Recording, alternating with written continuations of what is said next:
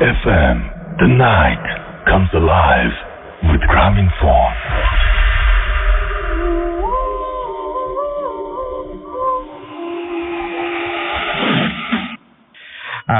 চলে যাব আমাদের প্রতিনিধির কাছে। আপনার নামটা একটু প্লিজ বলবেন, তারপর আপনার ঘটনায় যাব। আমি ওসমান, আমি এসেছি মিরপুর ইস্টার্ন হাউজিং থেকে। জি জি জি। বেসিক্যালি আমার ঘটনা শুরুর আগে আমি একটু I'd like to thanks to my younger brother and sister, like Omar and Bushra. ওদের ইন্সপিরেশনই আসলে আমার আজকে এই প্রোগ্রামে আসার। ওকে, আমরা ঘটনায় চলে যাই। জি, তো বেসিক্যালি ঘটনাটা ঘটেছিল 1988-এ। মানে আমরা তখন গ্রামে থাকতাম। জি। তো আমি তখন I was very young, like I was only 6 to 7 month only, 6 থেকে 7 মাস আমার বয়স ছিল। তো আমি একটু আমাদের বাড়ির ঘটনাটা বলি। আমাদের বাড়িটা হচ্ছে ভোলা শহরে আর কি। জি জি। তো এটা ছিল, এটা was a 2-story like tin shed building. আচ্ছা। তো এখানে 4টা বাড়ি ছিল, আমাদের বাড়িটা ছিল মানে মিড পয়েন্টে আর কি। আচ্ছা। তো কোনো এক রাত্রে বেলা মানে খুব বৃষ্টি হচ্ছিল, ঝড় হচ্ছিল। তো মোটামুটি মাঝ রাতে like around 3 to 4 এর মধ্যে আমার ঘুম থেকে আমার ঘুম ভেঙে যায়। তো আমার ঘুম ভেঙে যাওয়ার পরে আমি খুব কান্নাকাটি করি। তো আমার কান্নাকাটি শুনে আমার বাবা ঘুম থেকে আলটিমেটলি উনি উঠে যান। উনি উঠে গিয়ে আমাকে আসলে ঘুম পাড়ানোর চেষ্টা করছিলেন, পিঠে হাত দিয়ে যেভাবে সম্ভব হচ্ছিল। তো মোটামুটি উনি চেষ্টা করতে করতে আমি মোটামুটি ঘুমের পর্যায়ে চলে গিয়েছিলাম হয়তো। তো উনি তখন হঠাৎ করে জানালা দিয়ে হঠাৎ করে হি ওয়াজ নোটিসিং লাইক আমাদের জানালা থেকে ঠিক মেইন রোডে আসার যে লোকেশনটা দেখা যায়। তো উনি হঠাৎ করে দেখলেন যে বৈঠকখানা থেকে কিছু লোকজন লাইক ঢাকঢোল পিটিয়ে বাড়ির ভিতরে ঢোকার চেষ্টা করছে। I mean they were like তারা একটু কাইন্ড অফ একটু ওল্ডিশ যেটাকে বলি আমরা, যে জমিদার বা ব্রিটিশ টাইপ যে প্রথাটা ছিল, যে ধুতি পরিহিত, মাথায় উপরে সিঁদুর, পাগড়ি, এই ধরনের তাদের একটা অ্যাপ্রোচ ছিল, সাথে ঢাকঢোল ছিল। তো মোটামুটি ঢাকঢোল পিটিয়ে পিটিয়ে তারা বাড়ির ভিতরে ঢোকার চেষ্টা করছে। আচ্ছা। তো my father was very realistic person, like he didn't believe at that kind of paranormal activity, বিশ্বাস করতেন না। তো উনি একটু খুব ক্লোজলি নোটিস করার জন্য, কারণ চিন্তা করছেন আসলে এটা কি তার হ্যালুসিনেশন নাকি আসলে রিয়েলিস্টিক দেখছেন। তো উনি দরজাটা বারান্দার দরজাটা খুলে চেক করার জন্য উনি এগিয়ে গেলেন, যে উনি দেখতে চাচ্ছিলেন যে আসলে কি হচ্ছে। তো আমাদের জাস্ট বাড়িতে আমাদের ঘরটা কাছাকাছি আসার আগে একটা আসলে লিচু গাছ পড়েছিল। তো লিচু গাছের কাছাকাছি আসার পরে আব্বু গেটটা খুলে দেখছেন যে ওই লোকজনগুলি হঠাৎ করে তখন ফজরের আজান দেওয়া শুরু হয় আর কি। রাইট। তো তখন তারা হঠাৎ করে those people are being invisible, that was invisible হয়ে যায়, ইনস্ট্যান্ট তারা ইনভিজিবল হয়ে যায়। তো আব্বু জিনিসটা অনেকভাবে নোটিস করার পরে বুঝতে পারলেন যে আসলে that was something was going wrong over there. তো যাই হোক, এটা ছিল বেসিক ঘটনা, এবং এর প্রেক্ষিতে আরো কিছু ঘটনা আসলে ঘটে যায় আমাদের বাড়িতে। যেমন অনেক সময় দেখা যায় যে আমাদের পাশের যে রিলেটিভ যারা আমার থাকতেন, যারা আমার চাচা বা আমার ফুপিরা, তারা দেখতেন যে হয়তো বা রাত্রেবেলা কোনো সময় যে অনেকগুলি কি বলে এটাকে, অনেকগুলি ঘোড়া আসছে, মেইন রোড থেকে ভিতরে ঢোকার চেষ্টা করছে, 4-5টা ঘোড়া একসাথে ঢুকছে। অনেক সময় দেখছে শিয়াল আসতেছে।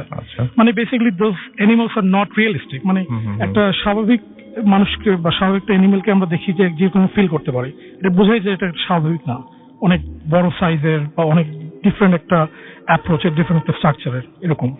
এবং খুব রিসেন্ট, এটা তাও অ্যারাউন্ড 12 to 13 years ব্যাক, 2003-তে আমার দাদি মারা যান। আচ্ছা। তো আমরা গ্রামের বাড়িতে দাদির দাফন করার জন্য আমরা চলে যাই। তারপর ওই দিন দাদিকে দাফন করার পর ঠিক ইন দ্যাট নাইট, তো আমার আম্মু আমার এক চাচার ঘরে উনি আমার ছোট ভাই বোনকে নিয়ে ঘুমাচ্ছিলেন, যেটা হচ্ছে যে আমাদের সেই টিন শেড বাড়ির পাশের ঘরটা ছিল, এটা হচ্ছে ওল্ড বিল্ডিং। তো উনি হঠাৎ করে আম্মু নোটিস করলেন যে অ্যারাউন্ড 2টা 2:30 এরকম একটা টাইম হবে। উনি দেখলেন যে জানলাটা শিক ধরে আমার দাদি শিকগুলি ধরে আছেন এবং আমার আম্মুর দিকে তাকিয়ে হাসছিলেন। And my grandma was wearing the same dress. যখন তিনি মারা যান, একই ড্রেসটা পরা, যেটা আসলে আনএক্সপেক্টেড। কারণ আমরা যেটা চিন্তা করি যে হয়তো উনি সাদা শাড়ি পরে থাকবেন, but that was a colourful, little bit of colourful saris actually. তো যাই হোক, ওটা উনি দেখার পরে she was very nervous, she was very খুব ভয় পেয়ে যান, এন্ড খুব জোরে খুব শাউট করার চেষ্টা করে। এবং তার শাউটিং শুনে আমরাও চলে যাই, আমার বাড়িতে মানে ওই ঘরে চলে যাই, আমি, আমার আব্বু, আমার চাচারা, কি হয়েছে ব্যাপারটা। তখন উনি বললেন যে আমি তো আমার দাদিকে উনি দেখেছেন। তো ফার্স্টে মানে সবাই চিন্তা করলো যে হয়তোবা আমার দাদি মারা গেছেন, এটা হয়তোবা উনি একটা ইমাজিনেশন করছেন, মানে জিনিসটা আসলে মানে একটা ফিলিংস হলে যেটা হয় যে একটা মানুষ হঠাৎ করে চলে গেলে যে আনএক্সপেক্টেড ডেথ হলে যেটা হয়, উনি হয়তোবা এটা ফিল করার জন্য হয়তোবা সে মানে একটা কল্পনার দৃষ্টিতে হয়তো দেখেছেন, হ্যালুসিনেশন হয়েছে। বাট এই জিনিসটা ওইভাবে আসলে মানে কাইন্ড অফ আমার চাচারা বা আমার রিলেটিভরা উড়িয়ে দেয়। বাট তার কিছুদিন পরে আমরা ঢাকা ব্যাক করি এবং তারপরে আরো কিছু আনএক্সপেক্টেড ঘটনা আসলে ওই পার্সপেক্টিভে ঘটতে থাকে। যেটা হয় যে আমার ওই ঘরেই আমার কাজিনের এক ছোট একটা মেয়ে, she was like around 5 to 6 years old in that time. সে অনেক সময় দেখে যে ওই মানে রাত্রেবেলা খুব একটু প্যারানর্মাল অ্যাক্টিভিটিস এর মানে রাত জেগে থাকে আসলে। সে কিছু প্যারানর্মাল কিছু থিং মনে দেখতে পারে বা ফিল করতে থাকে। আচ্ছা, রাতের বেলা সে খুব হাসে, সে রাতে ঘুমায় না। তো আমার কাজিনও বুঝতে পারেনি যে ওর কি হয়েছে, কেন কিরকম প্রবলেমটা কি। তারপর 3-4 দিন পরে কাজিন জিজ্ঞাসা করলো, কেন কি হয়েছে তোর, তুই কেন এরকম করছিস? তখন আমার ওই বোনের মেয়ে বললো যে আসলে বেসিক্যালি আমি তো নানিকে দেখেছি, মানে which is she was talking about, it's not নানি, তার বড় মা হয় আর কি, মানে আমার দাদি আর কি। আপনার দাদির কথাই বলছেন? হ্যাঁ, সে বললো যে আমি তো বড় মাকে দেখেছি, বড় মা উইন্ডোর শিক ধরে দাঁড়িয়েছিল আর আমার কাছে আসতে চায়, আমার সাথে কথা বলতে চায়, and she was very happy to see her. মানে সে তো নর্মালি আসলে একটা বাচ্চা মেয়ে যেভাবে নিতে পারে, অথবা আমরা ম্যাচিউরড লোকজন ওইভাবে নিতে পারবো না। তো তখন তো আমার কাজিন অনেক ভয় পেয়ে যায়, সে সাথে সাথে আমার আঙ্কেল মানে আমার চাচাকে শেয়ার করে, অন্যান্য রিলেটিভদেরকে শেয়ার করে। তখন তারা বুঝতে পারলো ডেফিনেটলি এখানে আসলেই কিছু জিনিস আছে যেটা তারা ফ্রিকুয়েন্টলি দেখছে। তখন তারপরে যেটা হয় যে আমার চাচা, আমার রিলেটিভরা তারা বাড়ি বহন করানোর একটা প্রসেস করে, ওখানে পাশে বাড়ি বন্ধ করা বলে, তারা পাশে এক ইমাম সাহেবকে ডেকে নিয়ে আসে। ডেকে নিয়ে আসার পরে আমাদের 4টা বাড়ি টাকা কলেমা দিয়ে মানে বন্ধ করে স্টপ করে দেওয়া হয়। আচ্ছা, তো তারপর থেকে মোটামুটি জিনিসগুলো সমস্যা হয়নি।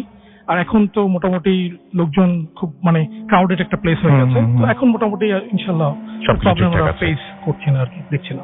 ওকে, এটাই ছিল আমার ঘটনা। Thank you very much. আমরা দেখতে পাচ্ছি যে আমাদেরকে অনেকে ফেসবুকে লিখছেন এখানে, এবং ফেসবুকে আমাদের এই সাথে আছেন এই মুহূর্তে সাদিক, এবং তিনি কুড়ালগাছি থেকে শুনছেন আমাদের সাথে। এসপি সঞ্জয় এসপি আমাদের লিখেছেন নাইস স্টোরি। রিদওয়ান শাওন আমাদের লিখেছেন অনেক বেশি ভালো লাগছে ভূত এফএম, রাজশাহীতে করলে কেমন হয় ভূত এফএম। আমার মনে হয় যে আপনি মিস করেছেন, বাট আমরা কিন্তু এই বছরের একদম শুরুর দিনটা 1st January we were in Rajshahi, এবং আমরা ওই দিন রাতের বেলা ওখান থেকে লাইভ করি এবং আমাদের সাথে রাজশাহীর লোকজনই ঘটনা শেয়ার করেন। আমার মনে হয় সামহাও আপনি এটা মিস করেছেন। আমাদেরকে এছাড়াও দেখতে পাচ্ছি নীল ক্যানভাস খুলনা থেকে SMS করেছেন এবং তিনি শুনছেন আমাদেরকে, তাই লিখেছেন। এছাড়াও নাজমুল খান আমাদের সাথে আছেন, আমাদের সাথে রয়েছেন দেখতে পাচ্ছি মইনুল ইসলাম অর্ক, এবং তিনি বলছেন যে ভয় পাই নাই কখনো। সাবাস, আপনাকে তো বাহবা দেওয়া উচিত, আপনি ভয় পান নাই কখনো। দাঁড়ান, আপনি দুঃসাহসিক কোন একটা কিছু শুরু করুন। আমাদেরকে MD সাদিক SMS করেছেন, এবং এছাড়া আমাদেরকে শাকিল SMS করেছেন। ঝুমুর রয় আমাদের সাথে আছেন দেখতে পাচ্ছি রুবেল, MD রুবেল। এছাড়া আমাদের সাথে আছেন ফেসবুকেই লিখছেন স্পন্দন রাজকুমার, MD রিপন, SP সঞ্জয়, অনেকগুলো SMS করেছেন ইনফ্যাক্ট। এবং আমাদেরকে দেখতে পাচ্ছি যে তিনি বারবারই একটা কথা লিখেছেন যে নাইস স্টোরি। জাকির হোসেন তুহিন আমাদের লিখেছেন love you Bhoot FM and we love you too. আমাদেরকে এছাড়া দেখতে পাচ্ছি যে এছাড়াও আমাদের সাথে আরো অনেকেই এখানে পার্টিসিপেট করেছেন। এন্ড আমি আরো দেখতে পাচ্ছি যে আমাদের যে ফুর্তি যে পেজটা রয়েছে সেই পেজেও আপনারা অনেকে লিখছেন এখানে, এবং অনেকেই আমাদের সাথে এই মুহূর্তে আছেন। MD আল আমিন খান তাদের মধ্যে একজন, হান্টার নাহিদ তাদের মধ্যে একজন, আমাদের মধ্যে আছেন এই মুহূর্তে রাহিয়া রিধি। এছাড়া এবং তিনি বলছেন অনেক ভয়ঙ্কর গল্প, আমি নতুন ফ্রেন্ড, অনেক ভয়ঙ্কর গল্প নতুন তিনি জয়েন করেছেন আমাদের সাথে। এছাড়া রয়েছেন মজিদুল হক সানি, এবং তিনি বলছেন খুব ভয় পাচ্ছি। স্যারি শেখ আমাদের সাথে আছেন, এলভি আরবি আমাদের সাথে আছেন, জাস্ট অসম লিখেছেন। এছাড়াও এমডি আজমাল আমাদের সাথে আছেন, আমাদের সাথে রয়েছেন আরো অনেকেই। এখনো দেখতে পাচ্ছি যে আমাদের সাথে এই মুহূর্তে আছেন জলি আরিফ, ফ্রিডম বয়, মাসুদ, পলাশ Mondal, SH Abrar, MD Faisal, Rahat.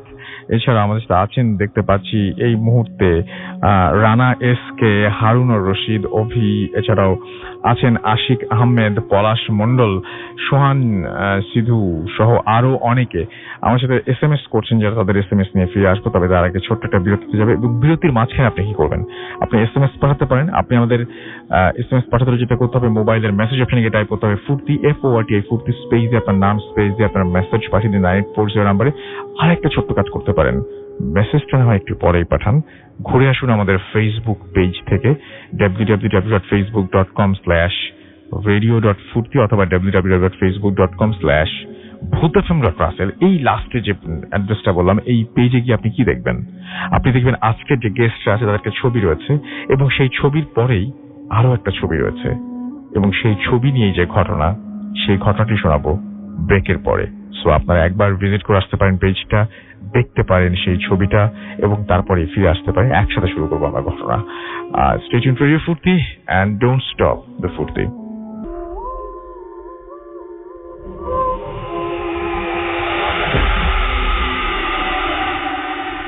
Welcome back. শুনছেন সবসময় রেডিও ফুর্তি 8.2 FM। আমি রাসেল আছি, সাথে আমার সাথে রয়েছে মাসুম এবং আজকে অতিথিরা, এবং আপনাদের সবাইকে আরো একবার ভূত এফএমে আমন্ত্রণ। আমরা দেখতে পাচ্ছি পড়শি আমাদের SMS করেছেন আমাদেরকে, দেখতে পাচ্ছি নাম লেখেননি, সুতরাং SMS পড়বো না স্যার, একদম পরে লিখেছেন আমি কাউসার, নামটা আগে লিখবেন। ইমু আমাদের সাথে আছেন, এবং তিনি আমাদের বলছেন যে আপনাদের লাইভ দেখবো কিভাবে। লাইভ দেখার দরকার নাই, আমাদের লাইভ দেখে কি করবেন বলেন, আমাদের ঘটনাগুলো শুনুন, সেটা আসলে ইম্পর্টেন্ট এবং সেটাই সবচেয়ে মজার। অনামিকা আমাদের ফরিদপুর থেকে SMS করেছেন এবং স্টোরিগুলো ভালো হচ্ছে লিখেছেন। আমাদেরকে আনমুন কুমকুম SMS করেছেন এবং তার 3 বোন মিলে শুনছেন। ইতি আজিমপুর থেকে আমাদের SMS করেছেন এবং প্রত্যেক এপিসোড তারা শোনেন তাই লিখেছেন। আমাদেরকে সাজিদ মিরপুর 13 থেকে লিখেছেন। মিরপুর 13 নম্বর আছে নাকি? ওকে, সেকেন্ড স্টোরি ভয়ঙ্কর ছিল। আমাদেরকে দেখতে পাচ্ছি SH ডালিম আমাদের হাজারীবাগ থেকে লিখেছেন। বনি আমাদের লিখেছেন মোরুলগঞ্জ থেকে, দারুণ লাগছে। আমাদেরকে কমল বড়ুয়া চট্টগ্রাম থেকে লিখেছেন, আজকে তার কাছে ভয় লাগছে না। আমাদেরকে হিমেল চৌধুরী লিখেছেন গাজীপুর থেকে, যে ভূত এফএম শুনছেন তিনি এবং তার ওয়াইফের সাথে এবং তার ছেলেকে নিয়ে, এবং তিনি বলছেন এনজয়িং আ লট, এবং তিনি লিখেছেন তারপরে কিপ ইট আপ। আমাদেরকে এছাড়াও দেখতে পাচ্ছি আদর SMS করছেন ওবায়দুর শিপলু ফ্রম মেহেরপুর, ফুর্তি অ্যাপটা জোস, থ্যাংক ইউ ভেরি মাচ। দেখতে সুন্দর না? অনেক, দেখতেও কিন্তু অনেক সুন্দর। আমাদেরকে MD মিজানুর রহমান লিখেছেন ফ্রম রাজশাহী, হ্যালো ভাইয়া, আজকে রুমে একাই আছি। আমাদেরকে এছাড়াও দেখতে পাচ্ছি যে আমাদেরকে SMS করেছেন বিজয়, ভয় লাগছে বলে সবাইকে একসাথে নিয়ে লাইট অন করে শুনছেন। অলিন্দ ময়মনসিং থেকে আমাদের সাথে রয়েছেন। এছাড়া আমাদের সাথে রয়েছেন দেখতে পাচ্ছি ফারুক, এবং এছাড়া আমাদের সাথে রয়েছেন দেখতে পাচ্ছি আনজিম হোসাইন। আচ্ছা, এই যে আপনারাও আমাদের সাথে আছেন। আমি মনে করছি, আমার মনে হয় যে এই আপনার ফেসবুকে আমাদেরকে লিখছেন। এছাড়াও হিমেল আমাদের সাথে আছেন, আমাদের সাথে রয়েছেন রাজ্য এবং তার ওয়াইফ টিপ। বাহ, চমৎকার, দুজনের নামই খুব চমৎকার, এবং তারা regular listener of Bhoot FM. So thank you very much for being with us, এবং আশা করছি এখন থেকে রেগুলার আপনাকে পেয়ে যাবো, আপনাদের দুজনকেই পাবো। ইনফ্যাক্ট আমি অথই, আমার আম্মু ও ভাইয়া সবাই শুনছি। থ্যাংক ইউ ভেরি মাচ আমাদের সাথে থাকার জন্য। অনামিকা ফরিদপুর থেকে আমাদের সাথে আছেন, আমাদের সাথে রয়েছেন দেখতে পাচ্ছি আরো অনেকেই। আমি চলে যাব এখন আমাদের নেক্সট স্টোরিতে। এই স্টোরিটা অলরেডি আপনারা জানেন কি নিয়ে, যারা ফেসবুকে গিয়ে দেখেছেন ছবিটা তারা অবভিয়াসলি জানেন, তারা অফকোর্স জানেন যে কি নিয়ে আমরা ঘটনাটা বলবো। বাট যারা দেখেননি তাদেরকে বলি, আপনারা আরুন নীল চেনেন কিনা আমি জানি না, মানে যে কেউ চিনবেন, আসলে চেনারই কথা। এটা আর যিনি যেটা নিয়ে ঘটনা বলছে, এটা ছোট্ট স্ক্রুর মতো, একদম ছোট্ট, এবং সেটা নিয়েই ঘটনা, এবং সেই ঘটনাটাই এখন যেভাবে লিখেছেন ঠিক সেভাবে আমি পড়ে শোনাচ্ছি। হ্যালো রাসেল ভাই, আশা করি আপনি ভালো আছেন। আমি খুব ছোট একটা স্টোরি শেয়ার করার জন্য আজকে ইমেইল করেছি। এটাকে স্টোরি না বলে এক ধরনের কনফিউশনও বলা যায়। জানি না এটা পড়ে শোনানো হবে নাকি, তবুও আমার একটি ছোট্ট প্রবলেম শেয়ার করতে যাচ্ছি। সোজা ঘটনায় চলে যাই। প্রায় এক বছর আগে থেকে আমার এই স্টোরি শুরু হয়। হঠাৎ একদিন ঘুম থেকে উঠে বালিশের নিচে দেখি একটি আয়রন নেল। আমি ছবিটা আপনাদেরকে পাঠিয়েছি, ঠিক সেই রকম একটি আয়রন নেল। ওইটা আমি ফেলে দিলাম, কিন্তু চিন্তা করলাম যে এই যে বেডে আয়রন নেল এটা কিভাবে আসলো। বেড তো প্রতিদিনই আমিই গুছাই। কয়েক মাস পর বালিশের নিচ থেকে আরেকটা আয়রন নেল পাই। কিছুই বুঝলাম না। আশেপাশে সবকিছু চেক করলাম, কিন্তু কিছুক্ষণের মধ্যেই এবং কোনো কিছুর মধ্যেই ওই রকম আয়রন নেল লাগানো ছিল না। তো এটা আসলো কোত্থেকে? বেশ কিছুদিন পর আমি ঘুম থেকে ওঠার পর যে জায়গায় শুয়েছিলাম ওখানে, মানে আমার শরীরের নিচে দেখলাম আরো দুটো আয়রন নেল। এবং এই আয়রন নেলস গুলো অনেক রাস্টি ছিল, অর্থাৎ জং ধরা এরকম টাইপের ছিল, অনেক পুরনো দেখতে এবং একেবারেই ছোট। আমি এটা আম্মুকে দেখাই, কিন্তু আম্মু এটাকে অ্যাভয়েড করতে বলেন এবং বললেন যে হয়তো বা কোনো কিছু থেকে পড়ে গেছে, এরকমই হবে। নেক্সট আয়রন নেলটা আমি পেলাম আমার জুয়েলারি বক্সে, এবং এভাবেই আমার রুমের কিছু জায়গায় আমি এগুলো পেতে থাকি। আম্মুকে ব্যাপারটা সিরিয়াসলি বলার পর আম্মু এটা হুজুরের সাথে ডিসকাস করলো। হুজুর এটার কোনো এক্সপ্লেনেশন না দিয়ে বললেন নামাজ পড়তে, বাসা থেকে বের হওয়ার আগে প্রতিদিন সূরা পড়ে বের হতে এবং একটু কেয়ারফুল থাকতে। পুরো ব্যাপারটাই অনেক কনফিউজিং ছিল আমার কাছে। তবে এই নেইলস গুলো আমার কোনো ক্ষতি করেনি, কিন্তু দুইটা জিনিস আমি নোটিস করতে পারলাম। এগুলো পাওয়ার পর থেকে আমার হেলথে প্রবলেম হওয়া শুরু করলো এবং আমি অনেক বেশি ওয়েট লস করলাম। এবং নেইলস গুলো দেখে কেন জানি আমার এমন মনে হতো যে এগুলো আমার লাইফের সাথে জড়িত, এবং এগুলো লুজ করলে বা এগুলো হারিয়ে যাওয়া মানে আমার লাইফও আস্তে আস্তে হারিয়ে যাওয়া এবং আমি শেষ হয়ে যাব। হয়তোবা অনেকেই এটা শুনে হাসবেন, তবে আমার তখন এটাই মনে হতো। আমার ফ্রেন্ড বলল এটা ব্ল্যাক ম্যাজিক একটা পার্ট হতে পারে, কিন্তু আমি কখনো ওভাবে চিন্তা করিনি। অনেক দিন কেটে গেল। আজকে সকালে আর একটা আয়রন নেল পেলাম আমার বুকশেলফে, এবং বুকশেলফে তাই আজকে ইমেলটা করলাম। আমি জানতে চাই এটার কি মিনিং হতে পারে। লিসনার্সরা কেউ যদি এটার মিনিং জেনে থাকেন প্লিজ আমাকে বলবেন এটা কি মিন করতে পারে, কারণ এতটুকু আমি শিওর যে এই নেলস গুলো আমার রুমের কোনো কিছু থেকে, কোনো বস্তু থেকে আসছে না। Thank you. ভালো লাগলে পড়ে শোনাবেন। আমি আপনাদের কাছে আসলে সিরিয়াসলি জানতে চাই যে প্রবলেমটা কি। আপনারা কি জানেন নাকি? যদি জানেন তাহলে অবশ্যই আমাদের সাথে শেয়ার করবেন এবং জানিয়ে দিবেন আমাদেরকে এর সমাধান। আমরা চলে যাব আমাদের পরবর্তী অতিথির কাছে এবং তার কাছ থেকে ঘটনা শুনবো। শুরুতে জানতে চাইবো আপনার নাম এবং তারপর আপনি প্লিজ একটু বলবেন যে আপনি কোথা থেকে এসেছেন, তারপর আপনার ঘটনায় যাব। আসসালামু আলাইকুম রাসেল ভাইয়া। আমি ফয়সাল আহমেদ, এসেছি ধানমন্ডি থেকে। জি। তো আমি বেসিক্যালি যে ঘটনাটি শেয়ার করব এটা আমার টাঙ্গাইলের একটি ঘটনা, একটি হাইওয়ে রোড এবং একটি স্কুলকে নিয়ে। জি। তো আমি সরাসরি ঘটনাতে চলে যাচ্ছি। ঘটনাটি শুরু হয় 2001 সাল থেকে। তার আগে আমি একটু প্রাইমারি স্কুলের বর্ণনাটা দিয়ে নিই। সেটা স্ট্যান্ড থেকে 1/2 কিলোমিটার দূরে ছিল এবং আশেপাশে বাড়িঘর তেমন ছিল না বলতেই চলে। সোজা একটা হাইওয়ে রোড ছিল পাশে। তো স্কুলের মধ্যে একটা আম গাছ ও একটা জাম গাছ ছিল, শতবর্ষী পুরাতন, এবং পিছনের সাইডে ছিল দুটো তাল গাছ। তো ঘটনাটি শুরু হয় 2001 সাল থেকে। 2001 সালে ঠিক স্কুলের সামনে সেই হাইওয়ে রুটে একটি পাগলি মারা যায়। তো এলাকাবাসী অনেক খোঁজ খবর নিয়েও তার কোনো পরিচয় জানতে পায়নি বিদায় তাকে মুসলমান ধর্ম অনুযায়ী দাফন কাফন করে এবং আমাদের ওই প্রাইমারি স্কুলের পিছনেই দাফন করা হয়। আচ্ছা। তো ঘটনাটি শুরু হয় তারপর থেকেই, যে বিভিন্ন জন বিভিন্ন সময়ে প্রাইমারি স্কুলের ছাদের উপরে কাউকে বসে থাকতে দেখেন চেয়ারে। তারপর মানে রাতের বেলায় হয়তো প্রাইমারি স্কুলের রাস্তায় যে গাছগুলা ছিল সেই গাছগুলা হেলতে দেখে কেউ। আবার অনেক সময় দেখা যায় যে অনেক ড্রাইভার অ্যাক্সিডেন্ট করার পর সে বলে যে এখানে রাস্তাগুলা অনেকগুলা দেখা যায় মাঝে মধ্যে। আসলে ওখানে একটাই রাস্তা ছিল, একটা লম্বা হাইওয়ে রোড ছিল, তাছাড়া কিছু ছিল না। কিন্তু অনেক ড্রাইভার অ্যাক্সিডেন্ট করার পর তাদের কাছে জানতে চাইলে তারা বলে যে আমি এখানে কি করব, রাস্তা অনেকগুলো দেখছি।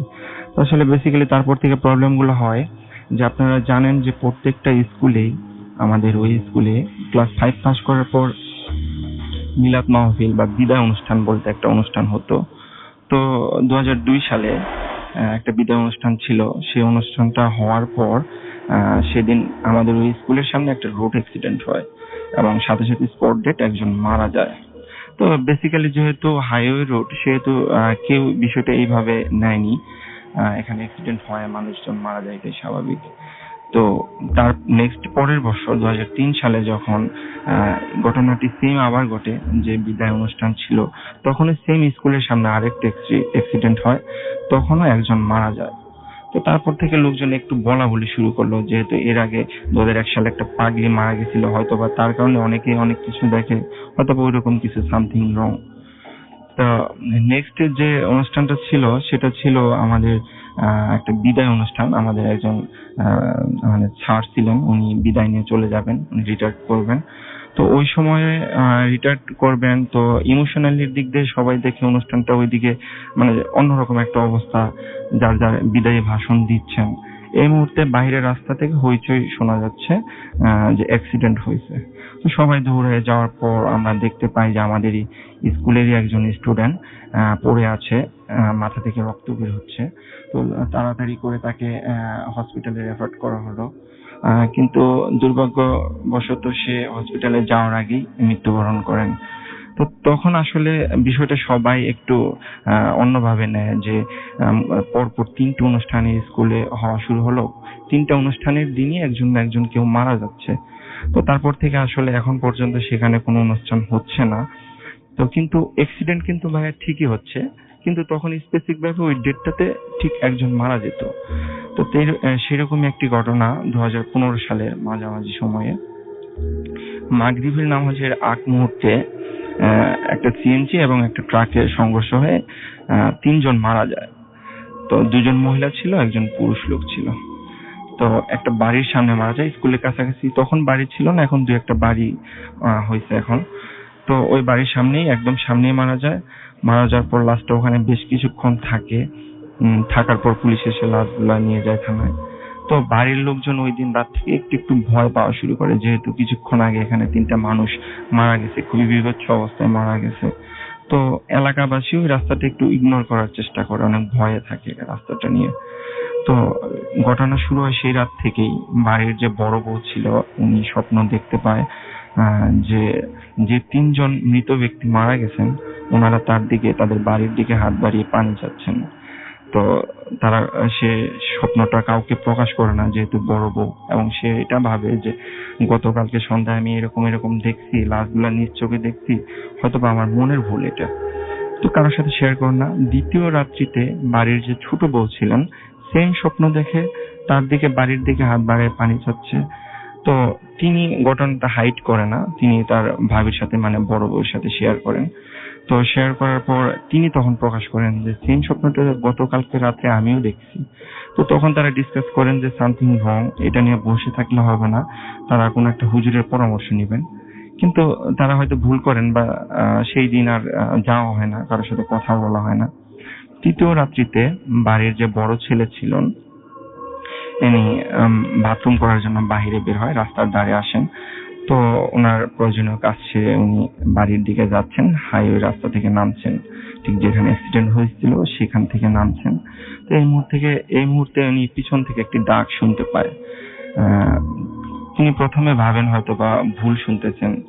তো সামনের দিকে আবার আগানোর চেষ্টা করলে সে নেক্সট টাইম সেই একই ডাক শুনতে পায় এবং পিছন তাকায় যেটা দেখা যায় সেটা দেখার জন্য সে প্রস্তুত ছিল না।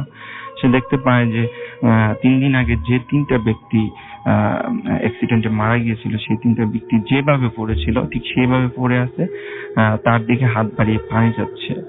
সে হয়তো ভাবলো যে হয়তোবা তার দেখার ভুল হচ্ছে। সে চোখটা ভালো করে মুছে মাথাটা একটু নাড়াচাড়া দিয়ে সে আবার দেখলো সেম সে একই দৃশ্য এবং এখন তারা 3 জন বাড়ির দিকে এক স্টেপ আগানো শুরু করছে। তখন সে ভয়ে একটা চিৎকার দিয়ে বাড়ির উঠোনে পড়ে যায় এবং সে সেন্সলেস হয়ে যায়। তো তার বাড়ির লোকজন তাকে পল্লী চিকিৎসকের কাছে নিয়ে সে রাতে মোটামুটি সুস্থ করে। সকালে তার কাছ থেকে এই ঘটনাগুলো শুনতে পায়। তো তারা সেদিন আর দেরি না করে একটা হুজুরের পরামর্শ নেয়। হুজুর সবকিছু জেনে শুনে যেটা পরামর্শ দেয় ওনাদের সেটা হচ্ছিল এরকম যে 40 বাড়ি থেকে চাউল উঠাতে হবে এবং কমপক্ষে 40 জন ফকির মিসকিন গরিব দুঃখী এরকম মানুষকে খাওয়াতে হবে, তাহলে হয়তো প্রবলেমটা সলভ হতে পারে। তো তারা তার কথা মতো তার পরের দিনই সেটা অ্যারেঞ্জ করেন এবং তারপর থেকে আল্লাহর রহমতে তাদের সাথে এরকম কোনো প্রবলেম হয়নি। অনেক ধন্যবাদ আপনাকে আপনার ঘটনার জন্য। আমরা চলে যাব আবারও একটু ফেসবুকে। আমাদের যে পোস্টটা রয়েছে আপনারা অনেকেই সেই পোস্টটার নিচে কমেন্ট করছেন। আমি দেখতে পাচ্ছি যে এমন হচ্ছে ভোরের শিশির লিখেছেন এটা ব্ল্যাক ম্যাজিক। এছাড়াও এমডি মহিবুল ইসলাম রনি আমাদের লিখেছেন ভাইয়া আমার মনে হয় এটা ব্ল্যাক ম্যাজিক। রকিবুল হাসান আবার লিখেছেন আই ডোন্ট আচ্ছা তিনি বলছেন যে তার কাছে কোনো সলিউশনই নাই এটার জন্য, যে কি সলিউশন দিবেন তিনি, এই সলিউশনটাই তার কাছে নাই। এবং অসাধারণ ভয়ের একটা ঘটনা লিখেছেন মিস্টার রমজান, যেটা আমরা ওই যে আরনেল নিয়ে পড়লাম। আশরাফুল আলম শুভ আমাদের লিখে নাইস স্টোরি। এছাড়াও আসিফ খান আমাদের লিখেছেন অনেক ভয় লাগছে এই আগের ঘটনাটা নিয়েই। এবং আমাদেরকে লিখেছেন যে রাফিদ লিখেছেন আমি 11 বছর আমার বয়স, আপনি এবং ভূত এফএম শুনছি। 11 বছর বয়স আপনি ভূত এফএম শুনছেন, আপনার ফেসবুক অ্যাকাউন্ট আছে, ও মাই গড। আমাদেরকে এছাড়াও লিখতে পাচ্ছি যে আমাদেরকে স্ট্রেঞ্জ শো এটা লিখেছেন সাদমান ইসলাম সাদ। আমার মনে হয় যে রাফিদ রহমান আপনার সবচেয়ে বেশি যেটা করতে হবে, আমার একটা ছোট্ট রিকোয়েস্ট রাখেন যে আপনি পড়াশোনার দিকে বেশি মনোযোগ দেন, সেটা আপনার জন্য ইম্পর্টেন্ট। ভূত এফএম আমরা করছি এবং সেই ভূত এফএম সব পরে শুনতে পাবেন এবং ভবিষ্যতেও শুনতে পাবেন। আপনি আপাতত পড়াশোনা ঠিক মতন করেন। আর ফেসবুক নো ফেসবুক, এখন কোনো ধরনের কোনো ফেসবুক হবে না। 11 বছর বয়স, এখন ফেসবুক কিসের। আমাদেরকে এছাড়াও দেখতে পাচ্ছি যে সেই মেয়েটা লিখেছেন নাইস। এছাড়া আমাদেরকে দেখতে পাচ্ছি যে পলাশ লিখেছেন যে যখন থেকে আচ্ছা ভূত এফএম যাত্রা করেছে তখন থেকে তিনি আমার সাথে আছেন, সেটা তিনি বুঝতে চেয়েছেন।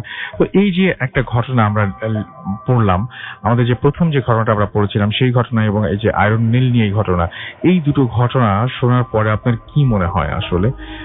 মানে আমি জানি না, সেটা আপনারা লিখে জানাতে পারেন। এবং এই যে মানে বালিশ একটা বাসায় এরকম ধরনের কোনো স্ক্রু নেই বা এরকম ধরনের কোনো আয়রনের কোনো অপশন নেই, বাট এটা বিভিন্ন জায়গায় দেখা যাচ্ছে এবং এটা বিভিন্ন জায়গায় পাওয়া যাচ্ছে। এইটারই বা কি ব্যাখ্যা থাকতে পারে? আর স্বপ্নের মধ্যে একজন মানে কেন এসে বলবেন যে why don't you die, এবং তারপরে আবার কেন হচ্ছে তার গার্লফ্রেন্ড এরকম আকস্মিকভাবে মারা যাবেন, তিনি আবার যাওয়ার সময় বলে যাবেন I'll come back, এবং তিনিও আবার হচ্ছে আরেকটা মেয়েকে পেয়ে যাবেন যে মেয়েটা হুবহু তার মতন। কি ব্যাপারগুলো খুব এলোমেলো না, জটপকে যাচ্ছে মাথার মধ্যে, চিন্তা করতে গেলে কিন্তু খুব অন্যরকম লাগে। আমরা বরং একটা কাজ করি, একটা ছোট ব্রেক নিয়ে আসি এবং ব্রেকের পরে আমরা আবারও ফিরে আসবো আপনাদের কাছে। সেই পর্যন্ত আমাদের সঙ্গেই থাকুন, কোথাও যাবেন না। Stay tuned to Radio Furti and don't stop the Furti. ও আচ্ছা, একটা কথা ফুর্তি দোস্ত, তোর কোনো আইডিয়াই নেই তোর জন্য আমি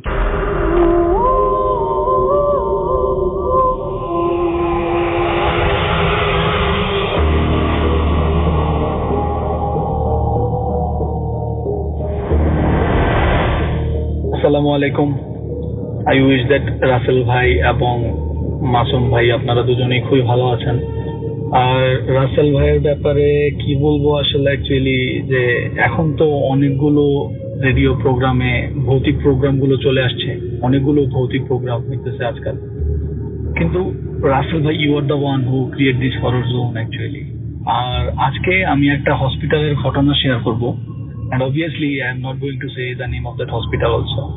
তো রাসেল ভাই, ঘটনাটা শেয়ার করার আগে আমি একটা কথা বলতে চাচ্ছি যে এই ঘটনাটা শুধুমাত্র আমি একা এক্সপিরিয়েন্স করি নাই, আমার সাথে আমার মা সহ ওই হসপিটালটার সেকেন্ড ফ্লোরে যারা যারা ছিলেন প্রত্যেকটা মানুষের চোখের সামনে ঘটনাগুলো ঘটে। সো রাসেল ভাই, ঘটনায় চলে যাই। আমার মা একটু অসুস্থ থাকার কারণেই আমরা ওই হসপিটালটাতে যাই ওই দিন। তো বেশ অনেক বছর আগের ঘটনা, তো আমার কাছে ডেটটা মনে নেই। তো সময়টা জাস্ট বিকালের শেষের দিকে ছিল, মানে সন্ধ্যা, প্রায় সন্ধ্যা এমন সময় ছিল। তো আমরা অনেকক্ষণ ধরেই সিরিয়ালের জন্য ওয়েট করতেছিলাম। দেন অনেকক্ষণ ধরে ওয়েট করার কারণে আমি জাস্ট একটু বোরিং ফিল করতে থাকি। দেন আমি ওই ফ্লোরটার মধ্যেই এদিক ওদিক হাঁটতেছিলাম। তো একটা সময় আমি হাঁটতে হাঁটতে একদম ফ্লোরের লাস্টের দিকে চলে যাই, লেফট কর্নার একদম লাস্টের দিকে চলে যাই। তো আমি দেখতে পাই যে একটা কেবিন থেকে দুইটা লোক একটা ট্রলি টেনে নিয়ে আসতেছে, আর ট্রলিটার মধ্যে একটা ডেড বডি রাখা, ডেড বডি ঢাকা ছিল কাপড় দিয়ে। তো আমি দেখলাম যে ওনারা ওই ট্রলিটা টেনে নিয়ে এসে একদম ফ্লোরের একদম লাস্টের যে দেয়ালটা, দেয়ালের কর্নারে একটা বড় একটা উইন্ডোর বরাবর নিচে রেখে দিল। তো রেখে দেওয়ার পর ওনারা চলে গেল। দেন ওনারা চলে যাওয়ার পর আমিও ওদিকে আর মুভ করলাম না, আমিও চলে আসলাম। আসার পর আমি জাস্ট আমার মার সাথে জাস্ট এমন টাইপের কথা হয়েছিল যে মা, একটা ডেড বডি দেখে আসলাম, হয়তো বা কিছুক্ষণ আগে মারা গেছে, ফ্যামিলির কাউকে দেখলাম না, জাস্ট এরকম টাইপের। মানে এক্স্যাক্টলি এখন বলতে পারতেছি না কি কথাগুলো হয়েছে, জাস্ট এরকম টাইপেরই কথা হইতেছিল। এই সময়ের মধ্যেই রাসেল ভাই খুব একটা জোরে একটা শব্দ শুনতে পেলাম। যেহেতু হসপিটাল একটা কোয়াইট প্লেস, ওইখানে যদি মনে করেন টুকটাক একটা শব্দ হয় তাহলে কিন্তু শোনা যায়, আর ওইটা খুব জোরে একটা শব্দ হয়েছে। তো শব্দটা হওয়ার পর রাসেল ভাই, আমার সাথে যারা ছিলেন ওনারাও কিন্তু শব্দটা শুনতে পায়। তো আমরা ভিতরে একটা কিউরিওসিটি ক্রিয়েট হয়, আসলে এরকম শব্দ হইলো কোথা থেকে। দেন আমরা বের হয়ে যখন দেখতে চেষ্টা করি, তখন রাসেল ভাই যে জিনিসটা অবজার্ভ করি যে একদম ওই ডেড বডিটা যে কর্নারে রাখা, ওইখানেই একদম একটা ফ্যান, ওই কর্নারের একটা ফ্যান রাসেল ভাই খুব স্লোলি মুভ করতেছে। আর ওই ফ্যানটার যে মানে পাখাগুলো রাসেল ভাই, মানে একটা পাখা নিচের দিকে বাঁকা হয়ে গেছে, একটা পাখা উপরের দিকে বাঁকা হয়ে গেছে, মানে খুব খারাপ একটা অবস্থা হয়ে গেছে ফ্যানটার পাখাগুলোর। একদম ফ্যানটা মানে এরকম মনে হচ্ছিল কেউ শক্ত কোনো কিছু দিয়ে ফ্যানটার পাখাগুলোর মধ্যে হিট করছে। তো এই জিনিসটা দেখার পরে অবশ্যই মানে প্রত্যেকটা মানুষের ভিতরে কিউরিওসিটি কাজ করতে থাকে যে আসলে হইলোটা কি। সবাই তো কনফিউশন হয়ে গেছে ওই জায়গার ভিতরে, নিজেদের মধ্যে ডিসকাস করতেছিল যে আসলে কোনো রকম কোনো ইলেকট্রিক্যাল প্রবলেম দেখলাম না, কোনো কিছু না, হঠাৎ করে এত শব্দ করে ফ্যান তার এরকম অবস্থা হয়ে গেল। দেন এর মাঝখানে 2-3 জন স্টাফ ওনারা ওই জায়গায় যেতেছিল জাস্ট ফাইন্ড আউট করার জন্য যে কি হয়েছে এই জায়গায়। দেন আমাদের সাথে যে লোকগুলো ছিল ওনাদের মাঝখানেও 4-5 জন লোক ওনাদেরকে ফলো করা শুরু করে যে আসলে দেখে আসি কি হয়েছে। দেন আমিও তাদের ফলো করা শুরু করি যে আমিও দেখে আসি কি হয়েছে। দেন আমরা যখন একদম কাছাকাছি চলে যাই, ডিস্টেন্সটা কতটুকু হবে আসলে সামথিং লাইক 4 to 5 মিটার্স, এতটুকুই। তো আমরা আর বেশি কাছে যাইনি। স্টাফ গুলো ওই জায়গায় যে কর্নারে যে দেখতেছিল আসলে কি হয়েছে, মানে ঘটনাটা কি, কেন এরকমটা হইলো। তো এই সময় মাঝখানে প্রায় 10-15 সেকেন্ডের মধ্যেই রাসেল ভাই যে উইন্ডোটার কথা বলছি আপনাকে, ওই উইন্ডোটার গ্লাস গুলো রাসেল ভাই একদম পুরো ভাঙতেছিল, খুব জোরে জোরে ভাঙতেছিল, একদম ভেঙে ভেঙে গুলো একদম ডেড বডিটার উপরে পড়তেছিল, ফ্লোরের মধ্যে পড়তেছিল। এমনকি এত জোরে ভাঙতেছিল মনে হচ্ছিল আরেকটু হইলে আমাদের শরীরের উপরে চলে আসবে। এই জিনিসটা হঠাৎ করে হওয়ার কারণে আর এত জোরে জোরে গ্লাসগুলো শব্দ করে ভাঙতেছিল রাসেল ভাই, মানে আমি ওই জায়গায় স্টাক হয়ে গেছি আসলে যে ঘটনাটা কি, এটা কি হইতেছে, কেন গ্লাসগুলো হঠাৎ করে এরকম করে ভাঙতেছে, জাস্ট ওই জায়গাটাতে এরকম অবস্থা। আমার খেয়াল নাই এখন যে মানে আমাদের সাথে যারা ছিল তারা কি করছে, আমার এখন সত্যি অর্থে আমার জানা নাই। আমি রাসেল ভাই মানে বলতে পারবো না, আমি জাস্ট ঠান্ডা হয়ে গেছি ওই জায়গায়। আমি মানে এরকম একটা অবস্থা, দেন আমি হয়তো মানে নিতে পারতেছিলাম না আসলে, আমি পিছনের দিকে যে দৌড় দিয়ে আসবো ওই শক্তিটাও মনে হয়, ওই সেন্সটা আমার মাথায় কাজ করতেছিল না। দেন আমি যখন দেখি যে না গ্লাসগুলো আমার উপরে পড়বে এরকম অবস্থা, দেন আমি পিছনের দিকে দৌড় দিয়ে ব্যাক করি। তো দৌড় দিয়ে আসার পর আমি যখন একদম আমার মার কাছে চলে আসি, তো আমার মা একদম আমার হাত ধরে ফেলে। আর আমি ওই সময় আমার মার ফেসটা আমি এক্সপ্লেন করতে পারবো না, ওনার চোখগুলো এত বড় বড় হয়ে গেছিল, উনি দেখতেছিল আসলে হইতেছে কি। সবাই এত আতঙ্কিত হয়ে গেছিল ওই জায়গায় যে মানুষগুলো ছিল। আর 2-3 জন মহিলা ছিল, ওনারা তো মনে হয় চিৎকার শুরু করে দিয়েছে আসলে, মানে কে কোথায় কোন দিকে চলে যাবে এরকম একটা অবস্থা। দেন আমার মা আমাকে টেনে নিয়ে হসপিটালে মানে বের হওয়ার জন্য চেষ্টা করে। যখন আমরা আর কি পিছনের দিকে ব্যাক করি, ওই সময় রাসেল ভাই আরেকটা শব্দ শুনতে পাই, যে মানে কি বলবো, শব্দটা জাস্ট এমন ছিল, খাট খাট খাট খাট খাট, এমন টাইপের একটা শব্দ। শব্দটা শোনার পর রাসেল ভাই যখন পিছনের দিকে তাকাই, রাসেল ভাই যে জিনিসটা দেখি, ওই ট্রলিটা যেখানে ডেড বডিটা রাখা, ওই ট্রলিটা এত জোরে ভাইব্রেশন করতেছে, মনে হইতেছে ওই ট্রলিটা থেকে লাশটা পড়ে যাবে একদম ফ্লোরের মধ্যে, এমন একটা অবস্থা। খুব দ্রুত, এত দ্রুত ভাইব্রেশন করতেছে।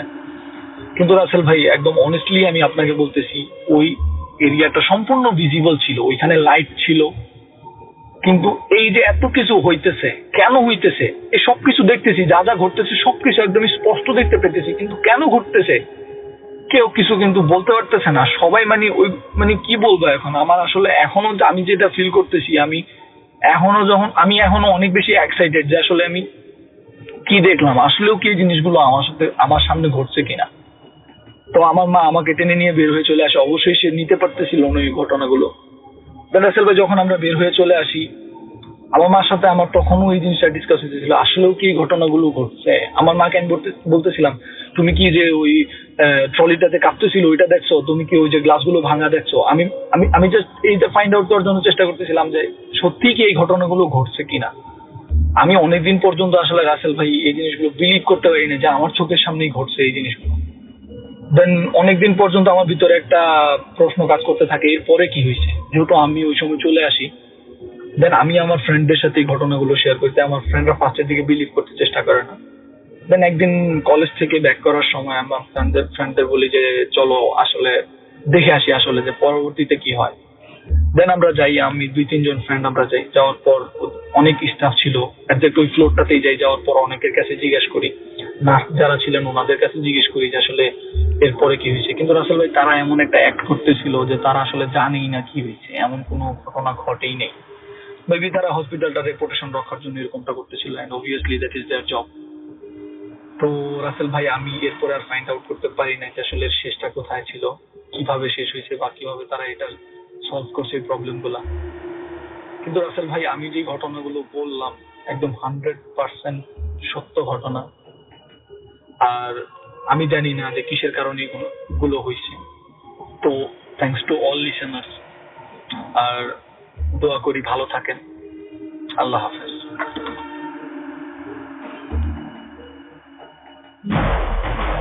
Bhoot FM. The night comes alive with Graminphone.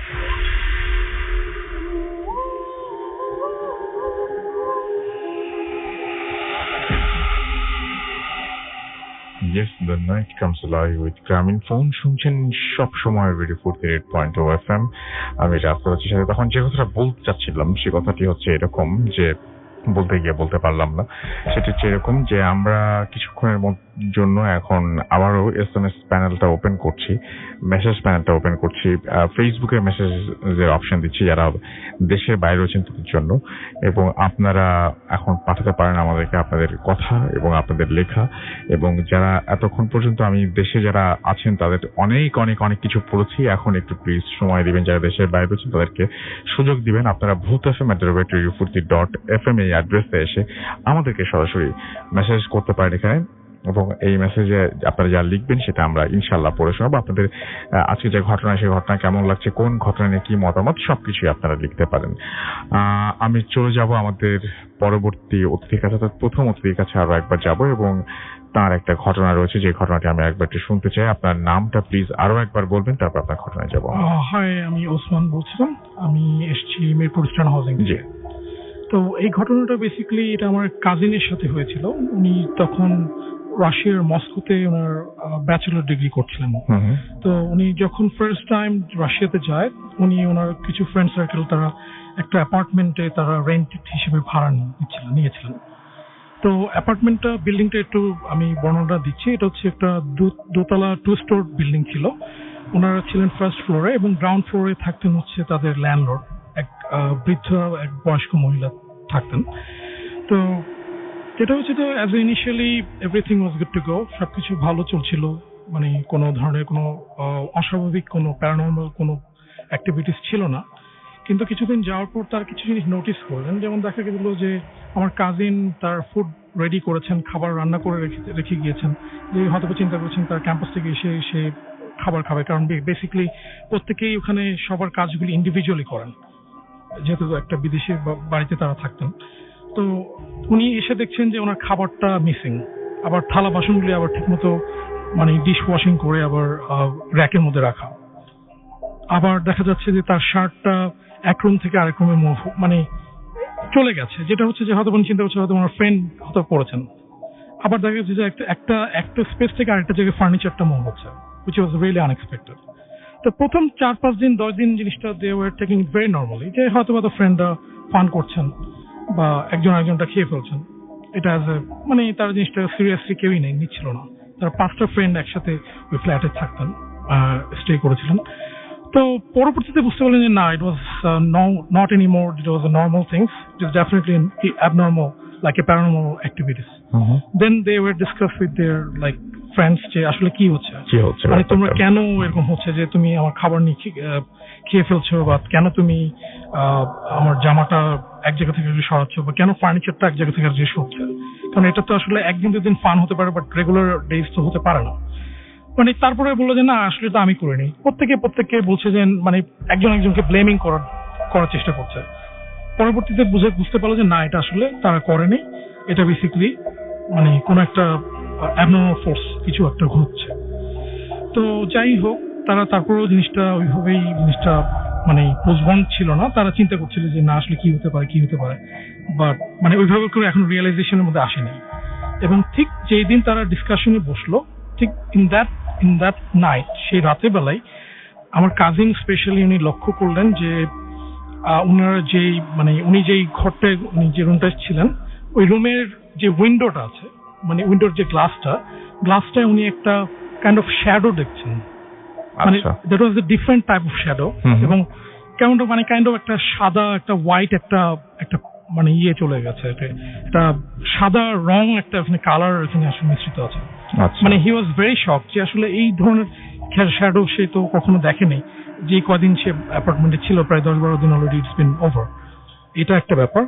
এবং আরেকটা জিনিস তারা সবাই নোটিস করেছে যে হঠাৎ করে মানে যেটা রাত্রেবেলা আমরা অনেক সময় মিড নাইটে যেটা অনেক সময় আমরা পাই, যেটা একটু নির্জন এলাকায়, যে আপনি হয়তো বা খেকশিয়ালের যেটা ডাক বা একটা কুকুরের ডাক, যেটা শুনলে কেমন একটা ভয়ঙ্কর একটা মানে একটা শকিং একটা ডাক, যেটা আমরা অনেক সময় প্যারানর্মালি যেই আমরা নয়েজ মানে গর্জন যেটা কি বলে আমরা যখন পাই।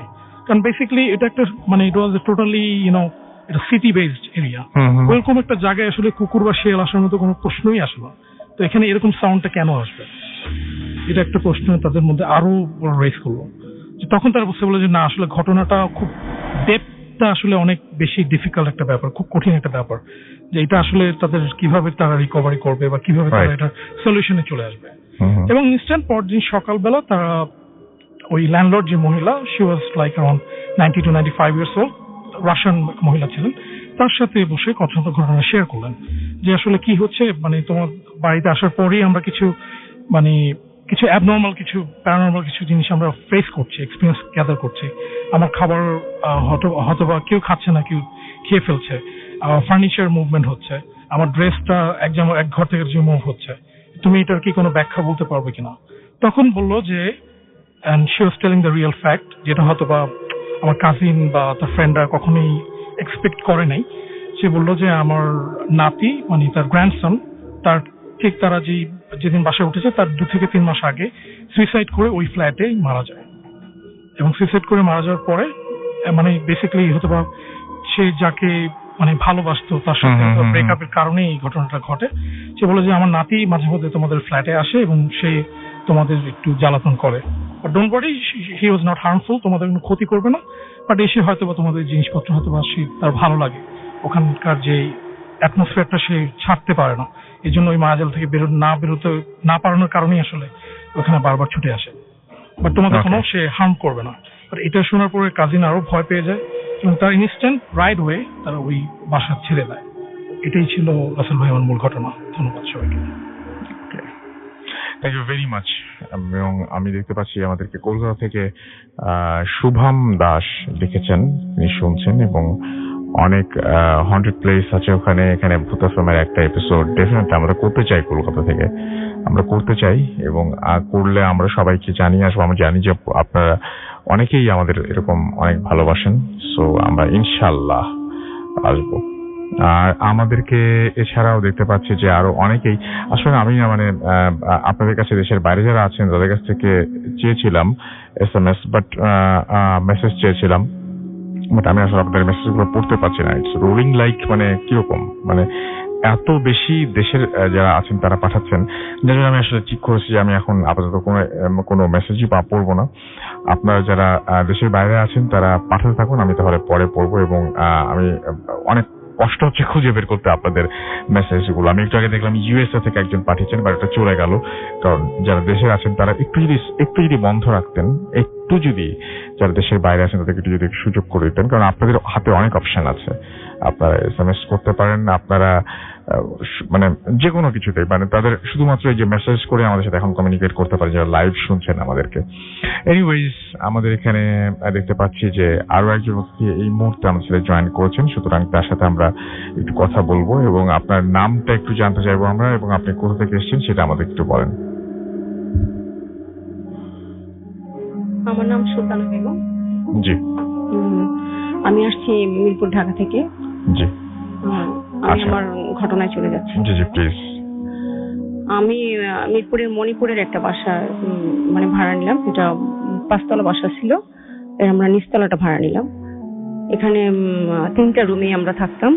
আমরা হাজবেন্ড ওয়াইফ এবং আমার ছেলে ছিল একটা ছোট, ও ক্লাস 2-তে পড়তো। আমরা ওই বাসা যাওয়ার কিছুদিন পরেই, 5-7 দিন পরেই আমাদের সাথে ঘটনা শুরু হয়। জি। আমার হাজবেন্ড ব্যবসা করতো, তো আসতো একটু বেশি রাত করে, কিন্তু আসতো 11:30 পৌনে 12টার ভিতরেই বাসায় ঢুকতো। কিন্তু ওকে খাওয়া দাওয়া করাইতাম এবং মানে আমাদের শুতে যেতে একটু লেট হতোই। তো দেখা যেত কি রাত 12টা হলেই আমাদের বাসার মানে তালা টুসটাস আওয়াজ হচ্ছে, খুলতেছে কেউ, এরকম মনে হতো। আমরা তালার কাছে চলে যেতাম, কিন্তু কোনো লোক দেখতে পেতাম না। আবার কিছুক্ষণ পরে হয়তো এরকম করতো। আমরা মাঝে মাঝে লাইট অফ করে তারপরে দেখতাম যে গেটের পাশে লাইট অফ করে দেখি যে কোনো চোর টোর হবে কিনা, কিন্তু না, কোনো চোর না, মানে কোনো লোক আমরা খুঁজে পাচ্ছি না। তা হতো। পরে ভাবলাম যে হয়তো অন্য কোনো সমস্যা হতে পারে। পরে আমরা বাড়িওয়ালাদেরকে জানাইছিলাম, তো ওনারা বললো যে কি জানি, হতে পারে কোনো সমস্যা। এরপরে একদিন আমার হাজবেন্ড এরকম 12:15টার দিকে বাসায় ফিরছে। আমি মানে খাওয়া দাওয়া করে আমরা বসছি আর কি, দুজন কথা বলতেছি। হঠাৎ করে আমার রান্নাঘরে আওয়াজ হচ্ছে। কিসের আওয়াজ? রান্নাঘরে আমরা হাজবেন্ড ওয়াইফ দুজনেই চলে গেলাম। যাওয়ার পরে দেখলাম আমার রান্নাঘরের উপরে যে সেলফ আছে, সেই সেলফ থেকে আমার মানে আতপ চাল, মানে আমার ইয়ের ভিতরে রাখার পটের ভিতরে, সে পটের ভিতর থেকে আতপ চাল পড়ছে। কিভাবে পড়লো, মানে মুষ্টি ধরে ধরে উপর থেকে যেভাবে ফেলানো হয় ঠিক ওইভাবেই পড়ছে। কেউ নাই সেখানে? না, কেউ সেখানে নাই, কিন্তু আমার চালগুলো ওখান থেকে মানে ঝুরঝুর করে পড়ছে। পরে আমি আমার হাজবেন্ডকে বললাম যে তুমি চালের এটা পটটা ধরে নিচে রাখো। পরে নামায় নিচে যখন রাখা হলো তখন আর মানে পড়ছে না। তো কোনো জায়গায় আমার ইঁদুরও ছিদ্র করে নাই বা মুখটাও খোলা ছিল না, অথচ আমার চালগুলো ঝুরঝুর করে পড়ছিল। মনে হচ্ছিল যে কে যেন হাতে করে উপর থেকে ছাড়ছে, এরকম। এরপরে রাতের বেলা একদিন আমরা মানে শোয়া, আমার ছেলে আমার পাশ থেকে চিৎকার করে উঠছে। আমার ছেলে তখন ছোটই, ক্লাস 2-তে পড়ে। ও হঠাৎ করে চিৎকার করে উঠলো। আমি বললাম কি হয়েছে? আম্মু দেখো দেখো, তোমার পাশে একটা লোক, সাদা কাপড় পরা, লাল পাড় আর কপালে সিঁদুরের ফোঁটা দেওয়া একটা মহিলা বসে আছে, দেখো না তুমি। আমি বললাম কোথায়? নাই তো। পরে আমি মানে বুঝতে পারলাম যে হয়তো অন্য কোনো সমস্যা। আমি মানে দোয়া দুরূদ পড়ে, আয়াতুল কুরসি পড়ে ওকে মানে ফু দিতেছিলাম। হঠাৎ করে আমি মানে একদম শক্ত হয়ে গেছি, মানে আমি আর নড়াচড়া করতে পারছি না। বুঝতে পারছি না যে আমার এরকম কেন হলো। আমি এত চেষ্টা করছি যে আমি মানে একদিক থেকে আরেক দিকে ঘুরে তাকাবো, সে তাকাইতেই পারতেছি না। মানে আমার শরীর এরকম একদম হার্ড হয়ে গেছে। তো কি করবো, আমি আর মানে ভয়ও লাগতেছে যে এরকম কেন আমার হচ্ছে।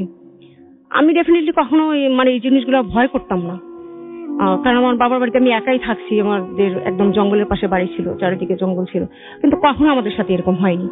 তা আমি মানে অতটা ভাব ফিল করিনি যে না এরকম কেন হবে। কিন্তু আমি একদম হার্ট হয়ে গেছি, মানে নড়াচড়াই করতে পারছি না। তা হঠাৎ করে মধ্যে আমার হাজবেন্ড আর কি নড়ে ওঠার পরে মানে আমি আবার স্বাভাবিক হয়ে গেছি। তখন তার সাথে কথাগুলো শেয়ার করলাম যে এই ঘটনা কি। তা বলছে যে ওকে দৌড়াদৌড়ি করে বিছানার চারিপাশে ফু দিয়ে তারপরে শো। বাস শুইলাম, আর রাতের বেলা আর ওই দিনের কিছু হয় নাই। কিন্তু আমার এর পরের যে রুমটা, যে আমার যে বড় যে বেডরুমটা, ওইটার সাইডে বড় একটা আর কি করিডোর ছিল লম্বা করে, ওখানে ঝুমঝুম ঝুমঝুম ঝুমঝুম নুপুরের আওয়াজ। সে নুপুর পায়ে দিয়ে যাওয়া আসা করতেছে এরকম মনে হচ্ছে। কিন্তু আস্তে আস্তে আমরা যখন ওখানে মানে চুপচাপ হয়ে যাইতাম দুজনেই, কিন্তু কোনো লোক দেখতাম না, কে যাচ্ছে কোথায় যাচ্ছে সেটাও বুঝতে পারতাম না। কিন্তু বারান্দার ভিতর দিয়ে দৌড়াচ্ছে বা বারান্দার বাইরে দিয়ে দৌড়াচ্ছে এরকম মনে হচ্ছে, বা নাচতেছে এরকম। হ্যাঁ, এরকম প্রায় দিনই আমাদের মানে রাত্র 12টার পরেই এই সমস্যাগুলি দেখা যেত। তারপরে আর আমাদের টয়লেটের দরজা ঠাস করে একসময় লেগে গেছে এরকম, কিন্তু কোনো লোক নেই, আমরা গেলে আর দেখতে পেতাম না এরকম। পরে আমরা মানে বাড়িওয়ালাদের বারবারই বলি, কিন্তু ওনারা স্বীকার করে না কোনো কিছু যে ওনাদের এখানে কোনো সমস্যা আছে। আমি পাশের ফ্ল্যাটেও জিজ্ঞেস করলাম, ওরাও বলে যে হ্যাঁ মাঝে মধ্যে না আমাদেরও সমস্যা হয়, কিন্তু আমার ফ্ল্যাটে বেশি। পরে আমি এখানে মণিপুরের বাবা হুজুরের মসজিদ আছে, ওই মসজিদের ওখানে গিয়ে ওই হুজুরের কাছে বললাম যে উনি নাকি খুব বুজুর্গ এক লোক। ওনার কাছে বলার পরে উনি ইয়া করলো, পরে সরাসরি ওনার সাথে দেখা করা যায় না, অন্য লোকের মারফতে গেছি, গিয়ে আর কি বললাম। পরে উনি তাবিজ দিল আর ইয়া দিল, পানি পড়া দিল, কিন্তু তাতেও আমার কোনো ফল সেরকম হচ্ছিল না। মানে একটু কম, মানে বিল্ডিং এর ভিতর কম হচ্ছে, কিন্তু আমার বারান্দা দিয়ে ঠিকই চলাফেরা করতেছে এবং বারান্দার বাইরে দিয়ে এসে দৌড়াদৌড়ি করতেছে। আর মাঝে মধ্যে মানে আমাদেরও সমস্যা হচ্ছে, মানে আমাদের শরীরেও সমস্যা হচ্ছে এরকম। আমার ছেলে হঠাৎ করে একদিন মানে ভয় পেয়ে চিৎকার করছে, আম্মু আম্মু, দিনের বেলা দুপুরে, আম্মু আম্মু দেখো দেখো তোমার নাকটা এত বড় কেন, তুমি দরজা খুলছো কেন, এত জোরে জোরে দরজা খুলছো কেন। মানে আমি একটা মানে ইয়ে দিয়ে, আর ওই যে রান্না করে যে খুঁজছেন ওইটা দিয়ে নাকি আমি ইয়ে করতেছিলাম, দরজা খুব মানে জোরে জোরে খোলার চেষ্টা করতেছিলাম। তখন বললো যে তুমি দরজা খোলার চেষ্টা করতেছো কেন, তোমার নাক এত বড় হয়ে যাচ্ছে কেন। তখন কিন্তু আমি না, কোনো সাউন্ড নেই, আমার ছেলে যে বলতেছে কিন্তু ওদিক থেকে কোনো সাউন্ড নেই। পরে কিছুক্ষণ পরে আমি রান্নাঘর থেকে আসছি, বলো যে আম্মু তুমি এতক্ষণে দরজা এরকম করতেছিলে কেন। আমি কোথায়, আমি তো এখানে ছিলাম না, আমি তো রান্নাঘরে ছিলাম। হ্যাঁ তোমার মতোই তো একটা লোক দেখলাম আমি এখানে, যে খুব জোরে জোরে সে মানে খুন্তি দিয়ে দরজা খুলতেছে। তো তুমি ছিলে না, তাহলে কে ছিল? যে হয়তো তুমি ঘুমাই পড়ছিল তো তাই মনে হয় এরকম দেখছো। পরে আমার মামানির এই কাছে বললাম ঘটনাটা। পরে মামানি ছিল, নানু ছিল, তারা বললো যে তারা আমাদের এক লোক আছে, তাদের কাছ থেকে হয়তো কিছু করলে করা যাবে। পরে তার কাছ থেকে একটা তাবিজ নিলাম, আর হলো সে পানি পড়া দিল। সে আবার একটি জিন ভূত মানে ইতি করতে পারতো আর কি, মানে আনতে পারতো, আবার ধাওয়াইতে পারতো, এগুলো নাকি করতো। তার কাছ থেকে পরে আনার পরে ওই তাবিজটার উপরে আর কি আল্লাহ লেখা ছিল, ওইটা আমার সাথে নেওয়ার পরে আর আমাদের মানে ফ্ল্যাটের ভিতরে কোনো সমস্যা হতো না, কিন্তু বাইরে দিয়ে বা বারান্দার ভিতর দিয়ে হতোই। ওই মানে যতদিন আমি বিল্ডিং এ ছিলাম ততদিনই মানে মনে হয় যে নাচ গান করতেছে, ঝুমঝুম ঝুমঝুম আওয়াজ করে, মানে কেউ না কেউ ওখানে আছে এরকম। ওখানে কেউ হয়তো আছে, কিন্তু আমরা গেলে দেখতে পেতাম না, মানে আমাদের চোখের বাইরে নজরে আসতো না আর কি এরকম। পরে আমি 1.5 বছর এই বাসায় ছিলাম, এরপরে আমার মানে খুব ভয় লাগতো যে এরকম কেন হচ্ছে। আবার হাজবেন্ড তো সারাদিন বাসায় থাকতো না, ছেলেটা স্কুলে চলে যেত। পরে আমরা ওই বাসা ছেড়ে দিয়ে অন্য বাসায় চলে গেছি। এই হলো আমার ঘটনা। Thank you very much. এবং আপনার সঙ্গে আপনার মেয়ে এসছেন, যিনি আমাদের ঘটনাটা পাঠিয়েছিলেন। আমরা একটু তার সাথে একটু কথা বলি। কি নাম আপনার? যে আমার নাম সানজিদা ইসলাম ম্যাম। কি করেন আপনি? পড়াশোনা করছি। কোন ক্লাসে? ক্লাস 6-এ। ক্লাস 6-এ এখন পড়াশোনাটা বেশি করতে হবে আমাদের, সেটা সবচেয়ে বেশি জরুরি আর কি। থ্যাংক ইউ ভেরি মাচ সঙ্গে আসার জন্য। এবং আপনি এখন যার সাথে কথা শুনলেন তিনি আমাদের ইনফ্যাক্ট ইমেলটা করেছিলেন, পরে তার ফ্যামিলি মেম্বার তার সঙ্গে এসে ঘটনাটা শেয়ার করেছেন। Thank you. আমরা এর পরে যেটা করতে পারি সেটা হচ্ছে আমরা আরো একটা ঘটনায় যেতে পারি, তবে তার আগে দেখি যে সিঙ্গাপুর থেকে আমাদের লিখছেন আই লাভ ভূত এফএম। আজকে প্রথম এখানে এসএমএস করলাম। আমার এখানে এখন রাত 3:13। ওকে, 3:13। সো আপনি আমাদের সাথে অনেক বেশি এনজয় করছেন আশা করছি। জিনিয়া আছেন মিশিগানে, বাট তিনি বরিশালের, এবং তিনি লিখেছেন শুনছি ভালো লাগছে, কিন্তু ভয় লাগছে না তেমন একটা, আমাদের এখানে এখন দুপুর। আমার মনে হয় যে আপনি ঘরটা কোনোভাবে অন্ধকার করে একটু শুনতে পারলে তাও একটু, মানে দুপুর কিভাবে, মানে কেমন করে, মানে ভয় লাগার কোনো কারণ নেই আসলে। আজিজিয়া দোহা কাতার থেকে লিখছেন শুনছি এবং আজ পর্যন্ত সাথে আছি, এবং আশা করছি পুরোটা সময় আমাদের সঙ্গেই থাকবেন। আমি জানি যে অনেকেই লিখছেন, কিন্তু সেই সাথে বাংলাদেশে যারা আছেন তাদের মধ্যে অনেকে লিখছেন, সে সবকিছু তো মানে দুটো এক হয়ে গিয়ে আমাদের খুব ডিফিকাল্ট, মানে হচ্ছে ডিফিকাল্টিস, যে এই মানে আমরা সব মেইলগুলো আপনাদের সেগুলো আমরা পড়তে পারছি না। যাই হোক, মানে মেসেজগুলো পড়তে পারছি না। একটা ইমেল পড়তে চাই এই মুহূর্তে, এবং ইমেলটা আমাদের একজন লিসেনারই আমাদেরকে পাঠিয়েছেন, এবং তিনি যেভাবে লিখছেন আমি সেভাবে পড়ছি। তিনি লিখছেন, আসসালামু আলাইকুম রাসেল ভাই, মাসুম ভাইকে আমার সালাম দিবেন। আপনি কেমন আছেন জিজ্ঞেস করব না, কারণ আমি জানি আপনি ভালো আছেন এবং সবসময় ভালোর দলেই থাকেন। আমি ভূত এফএমের একজন নিয়মিত শ্রোতা। 2011 থেকে ভূত এফএম শুনি। আমার জীবনে অনেক ভৌতিক ঘটনা রয়েছে, অনেকবার অনেক কিছুই দেখেছি। তবে আজ ভূত এফএমে আমার দেখা একটা ভয়ঙ্কর স্বপ্নের কথা বলবো। জানি না কতটা ভয়ের, বাট আমার কাছে খুব ভয় লেগেছিল, এবং যখনই ওই স্বপ্নের কথা মনে আসে তখনই খুব ভয় লাগে। এবং সেই ঘটনাটি হচ্ছে যে প্রায় 6 মাস আগে দেখা একটা স্বপ্নটা এরকম, বলে রাখা ভালো, আমি গাজীপুর শ্রীপুরে থাকি। স্বপ্নে দেখলাম আমি যে কোনো একটা কাজে শ্রীপুরে গিয়েছি, কাজটা শেষে বাসায় ফিরবো, তখন শ্রীপুর বাজারেই ছিলাম। দেখলাম চারিদিকে অন্ধকার, আকাশ কালো হয়ে গেছে, খুব বৃষ্টি আসবে বলে মনে হচ্ছে। আমি বাজার থেকে বের হলাম বাসার উদ্দেশ্যে, এবং বাসার উদ্দেশ্যে হঠাৎই মনে হলো যে সারা বাজারে আর কেউ নেই, আমি একা, দোকানপাট সব বন্ধ, মনে হচ্ছে অনেক বছর যাবত যেন সবকিছু বন্ধ অবস্থায় আছে।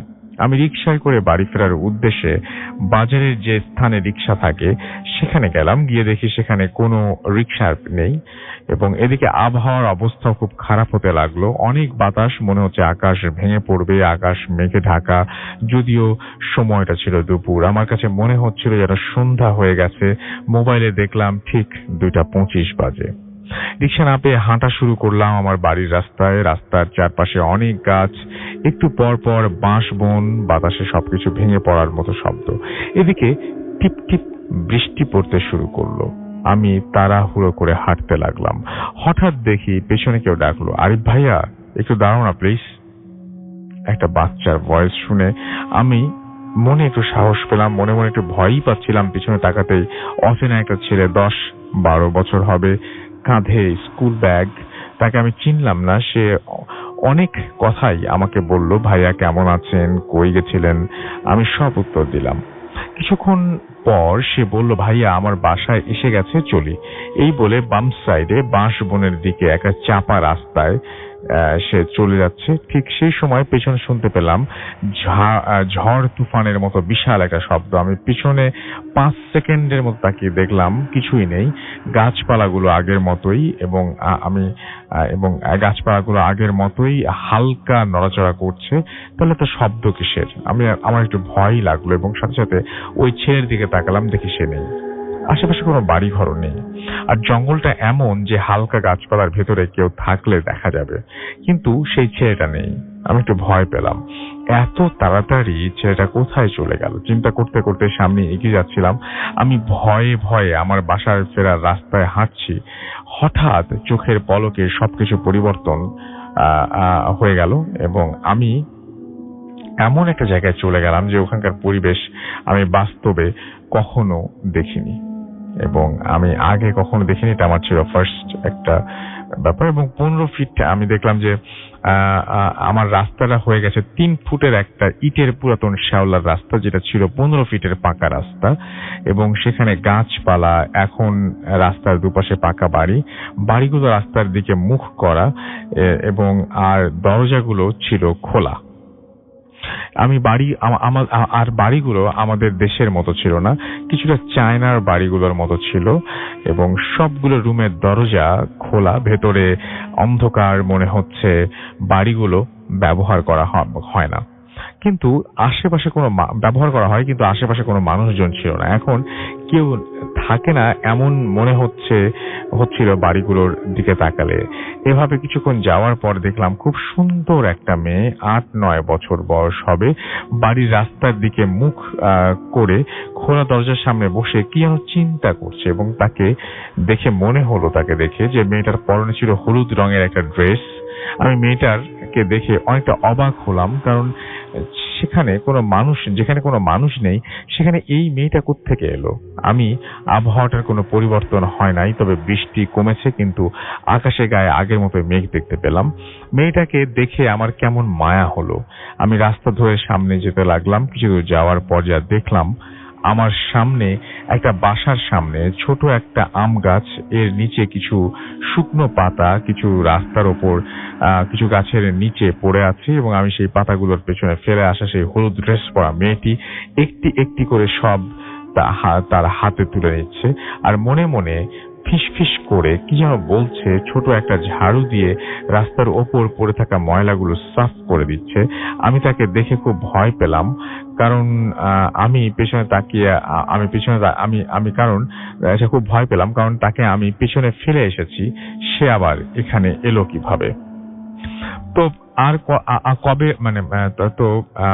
আচ্ছা, সে এখানে এলো কিভাবে এবং আসলে কি আমি তাকে দেখবো? কারণ একটাই রাস্তা। এবার মেয়েটা আমার দিকে তাকালো, তাকে ভয়ানক একটা হাসি দিল। আমি দৌড় দিলাম। একটু যাওয়ার পর দেখলাম রাস্তার শেষ, সামনে আর রাস্তা নেই, দুপাশে বাড়ি এবং মাঝখানে 10 ফুটের মতো জায়গা, টিন দ্বারা দেয়াল তৈরি করা, রাস্তা আটকানো, তবে দেয়ালের নিচে একটু ফাঁকা জায়গা রয়েছে। তা দেখে আমি একটু শান্তি পেলাম। মনে মনে চিন্তা করতে লাগলাম, অবশেষে এই ভয়ানক জায়গা থেকে বের হতে পারবো। আমি পেছনে তাকালাম, দেখলাম যে মেয়েটি আমার দিকে খুব আস্তে আস্তে শুয়ে মেয়েটি খুব আস্তে আস্তে, আমি আবারও রিপিট করছি, আস্তে আস্তে শুয়ে হাত দিয়ে মাটি আঁকড়ে ধরে এগিয়ে আসার চেষ্টা করছে। মেয়েটা আমার থেকে কিছুটা দূরে ছিল। আমি মাথা নিচু করে মাটিতে শুয়ে ওই দেয়ালের নিচের ফাঁক দিয়ে ভেতরে ঢুকে পড়লাম। আমি ভেতরে ঢুকে যা দেখলাম তা কখনো কল্পনাতেও আনতে চাই না। দেখলাম আমার সামনে শত শত শত শত কবর, চোখ যতদূর যায় চারিদিকে ডানে বামে শুধুমাত্র কবর, কবর আর কবর। আমার ডান পায়ে একটা নতুন কবরের মাঝখানে আর পায়ের খুব কাছে সেই হলুদ ড্রেস পরা মেয়েটা বসে আছে আর আমার দিকে যে অদ্ভুত রকম ভয়ানক শব্দে একটা হাসি হাসছে, যা দেখলে মানুষের পক্ষে সহ্য করা সম্ভব না। সাথে সাথে আমার স্বপ্নটা ভেঙে যায়। আমি খুব ভয় পেয়েছিলাম, সেই রাতে আর ঘুমোতে পারি নাই। এত ভয়ানক স্বপ্ন আমি জীবনে আর কখনো দেখতে যাই না। এই ছিল আমার দেখা সব থেকে ভয়ানক স্বপ্ন। ভালো লাগলে পড়ে শোনাবেন। প্রবলেমের জন্য স্টুডিওতে আসতে পারছি না, সম্ভব না, তাই লিখে পাঠালাম। সামনে আরো কিছু ঘটনা পাঠাবো যেগুলো নিজের সাথে ঘটা। ভূত এফএম এর শ্রোতাদের প্রতি রইল অনেক অনেক অনেক অনেক ভালোবাসা। থ্যাংক ইউ ভেরি মাচ এবং আশা করছি আপনি সবসময় ভালো থাকবেন এবং ভালো দলেই থাকবেন। আমরা ছোট্ট একটা বিরতি নিয়ে আবারও ফিরে আসবো। সেই পর্যন্ত আমাদের সঙ্গেই থাকুন। স্টে টিউন টু রেডিও ফুর্তি এন্ড ডোন্ট স্টপ দ্য ফুর্তি। ফুর্তি দোস্ত, তোর কোনো আইডিয়াই নেই তোর জন্য আমি কি কি করতে পারি। তাই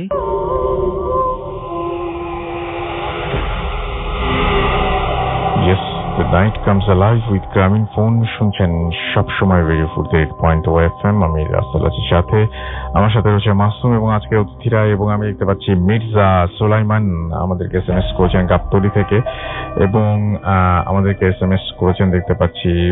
এবং আমাকে আচ্ছা, তিনি বলছেন আই হেট ভূত এফএম বিকজ আপনি আমার SMS পড়েন না। বাসার আমাদেরকে SMS করেছেন ত্রিশাল ময়মনসিং থেকে। ফার্স্ট এবং ফোর্থ স্টোরি ওয়াজ রিয়েলি অসম, তাই লিখেছেন। পিয়াল আমাদের বাগেরহাট থেকে লিখেছেন যে ভূত এফএম লাস্ট 5 years ধরে আমি SMS করছি এভরি ফ্রাইডে, বাট আমি কখন নাকি তার SMS পড়িনি। আজকে পড়ে ফেললাম পিয়ালের SMS। আমাদেরকে মিজান SMS করেছেন বিনোদপুর রাজশাহী থেকে এবং আমাদেরকে বলছেন যে স্বপ্নের স্টোরিটা নাইস। তন্নি ময়মনসিং থেকে আমাদের SMS করেছেন এবং তিনি বলছেন যে তার SMS কেন পড়ি না। আমাদেরকে হাসান খান সিলেট থেকে SMS করেছেন আমাদেরকে ময়মনসিং থেকে জান্নাত, এবং তিনি লিখেছেন ভয় লাগছে খুব। আমাদেরকে তানজিল সিলেট থেকে SMS করেছেন আমাদেরকে কাশফিয়া। এছাড়াও আমাদের SMS করেছেন দেখতে পাচ্ছি সুব্রত, এছাড়াও শাহেদ আমাদের SMS করেছেন, সাদিক আমাদের সাথে আছেন এই মুহূর্তে SMS করে জানিয়েছেন। আমাদেরকে আশফাক আছেন আমাদের সাথে আছেন দেখতে পাচ্ছি, সাইফ ধানমন্ডি থেকে, ধানমন্ডি নিউ, এবং তিনি তার মামার সবাই মিলে ভূত FM শুনছেন এবং অনেক এনজয় করছেন তাই লিখেছেন। শাহান আমাদের খিলগাঁও থেকে SMS করেছেন। তাসবির ময়মনসিং থেকে SMS করেছেন আমাদের দেখতে পাচ্ছি আরো অনেকেই। শাহেদ আমাদের শাহেদের SMS আমি পড়েছি যদিও। আমাদেরকে SMS করেছেন দেখতে পাচ্ছি রেদওয়ান, এছাড়াও রুমিন আমাদের SMS করেছেন শ্রীমঙ্গল থেকে, এবং তিনি বলছেন newly added background music. No আমরা তো মানে নতুন কোনো কিছু অ্যাড করিনি, মানে সবকিছু পুরনোই আছে। তিনি বলছেন যে ইটস ভেরি হরিবল, প্রশংসাই করেছিলেন, বাট এখানে কোনো কিছু নতুন নাই। আমাদেরকে দেখতে পাচ্ছি MC হাসিব SMS করেছেন ইমরান এবং জনসন, এছাড়া SMS করেছেন আরো অনেকেই। আপনি যদি SMS করতে চান তাহলে মোবাইলের মেসেজ অপশনে গিয়ে টাইপ করুন ফুর্তি, FORTI ফুর্তি, স্পেস দিয়ে লিখুন আপনার নাম, স্পেস দিয়ে আপনার মেসেজ পাঠিয়ে দেন 9840 নাম্বারে। আমাদের ইমেল করতে চাইলে আমাদের ইমেল অ্যাড্রেস হচ্ছে bhutfm@radiofurti.fm, which is BHWTFM@radioforti.fm।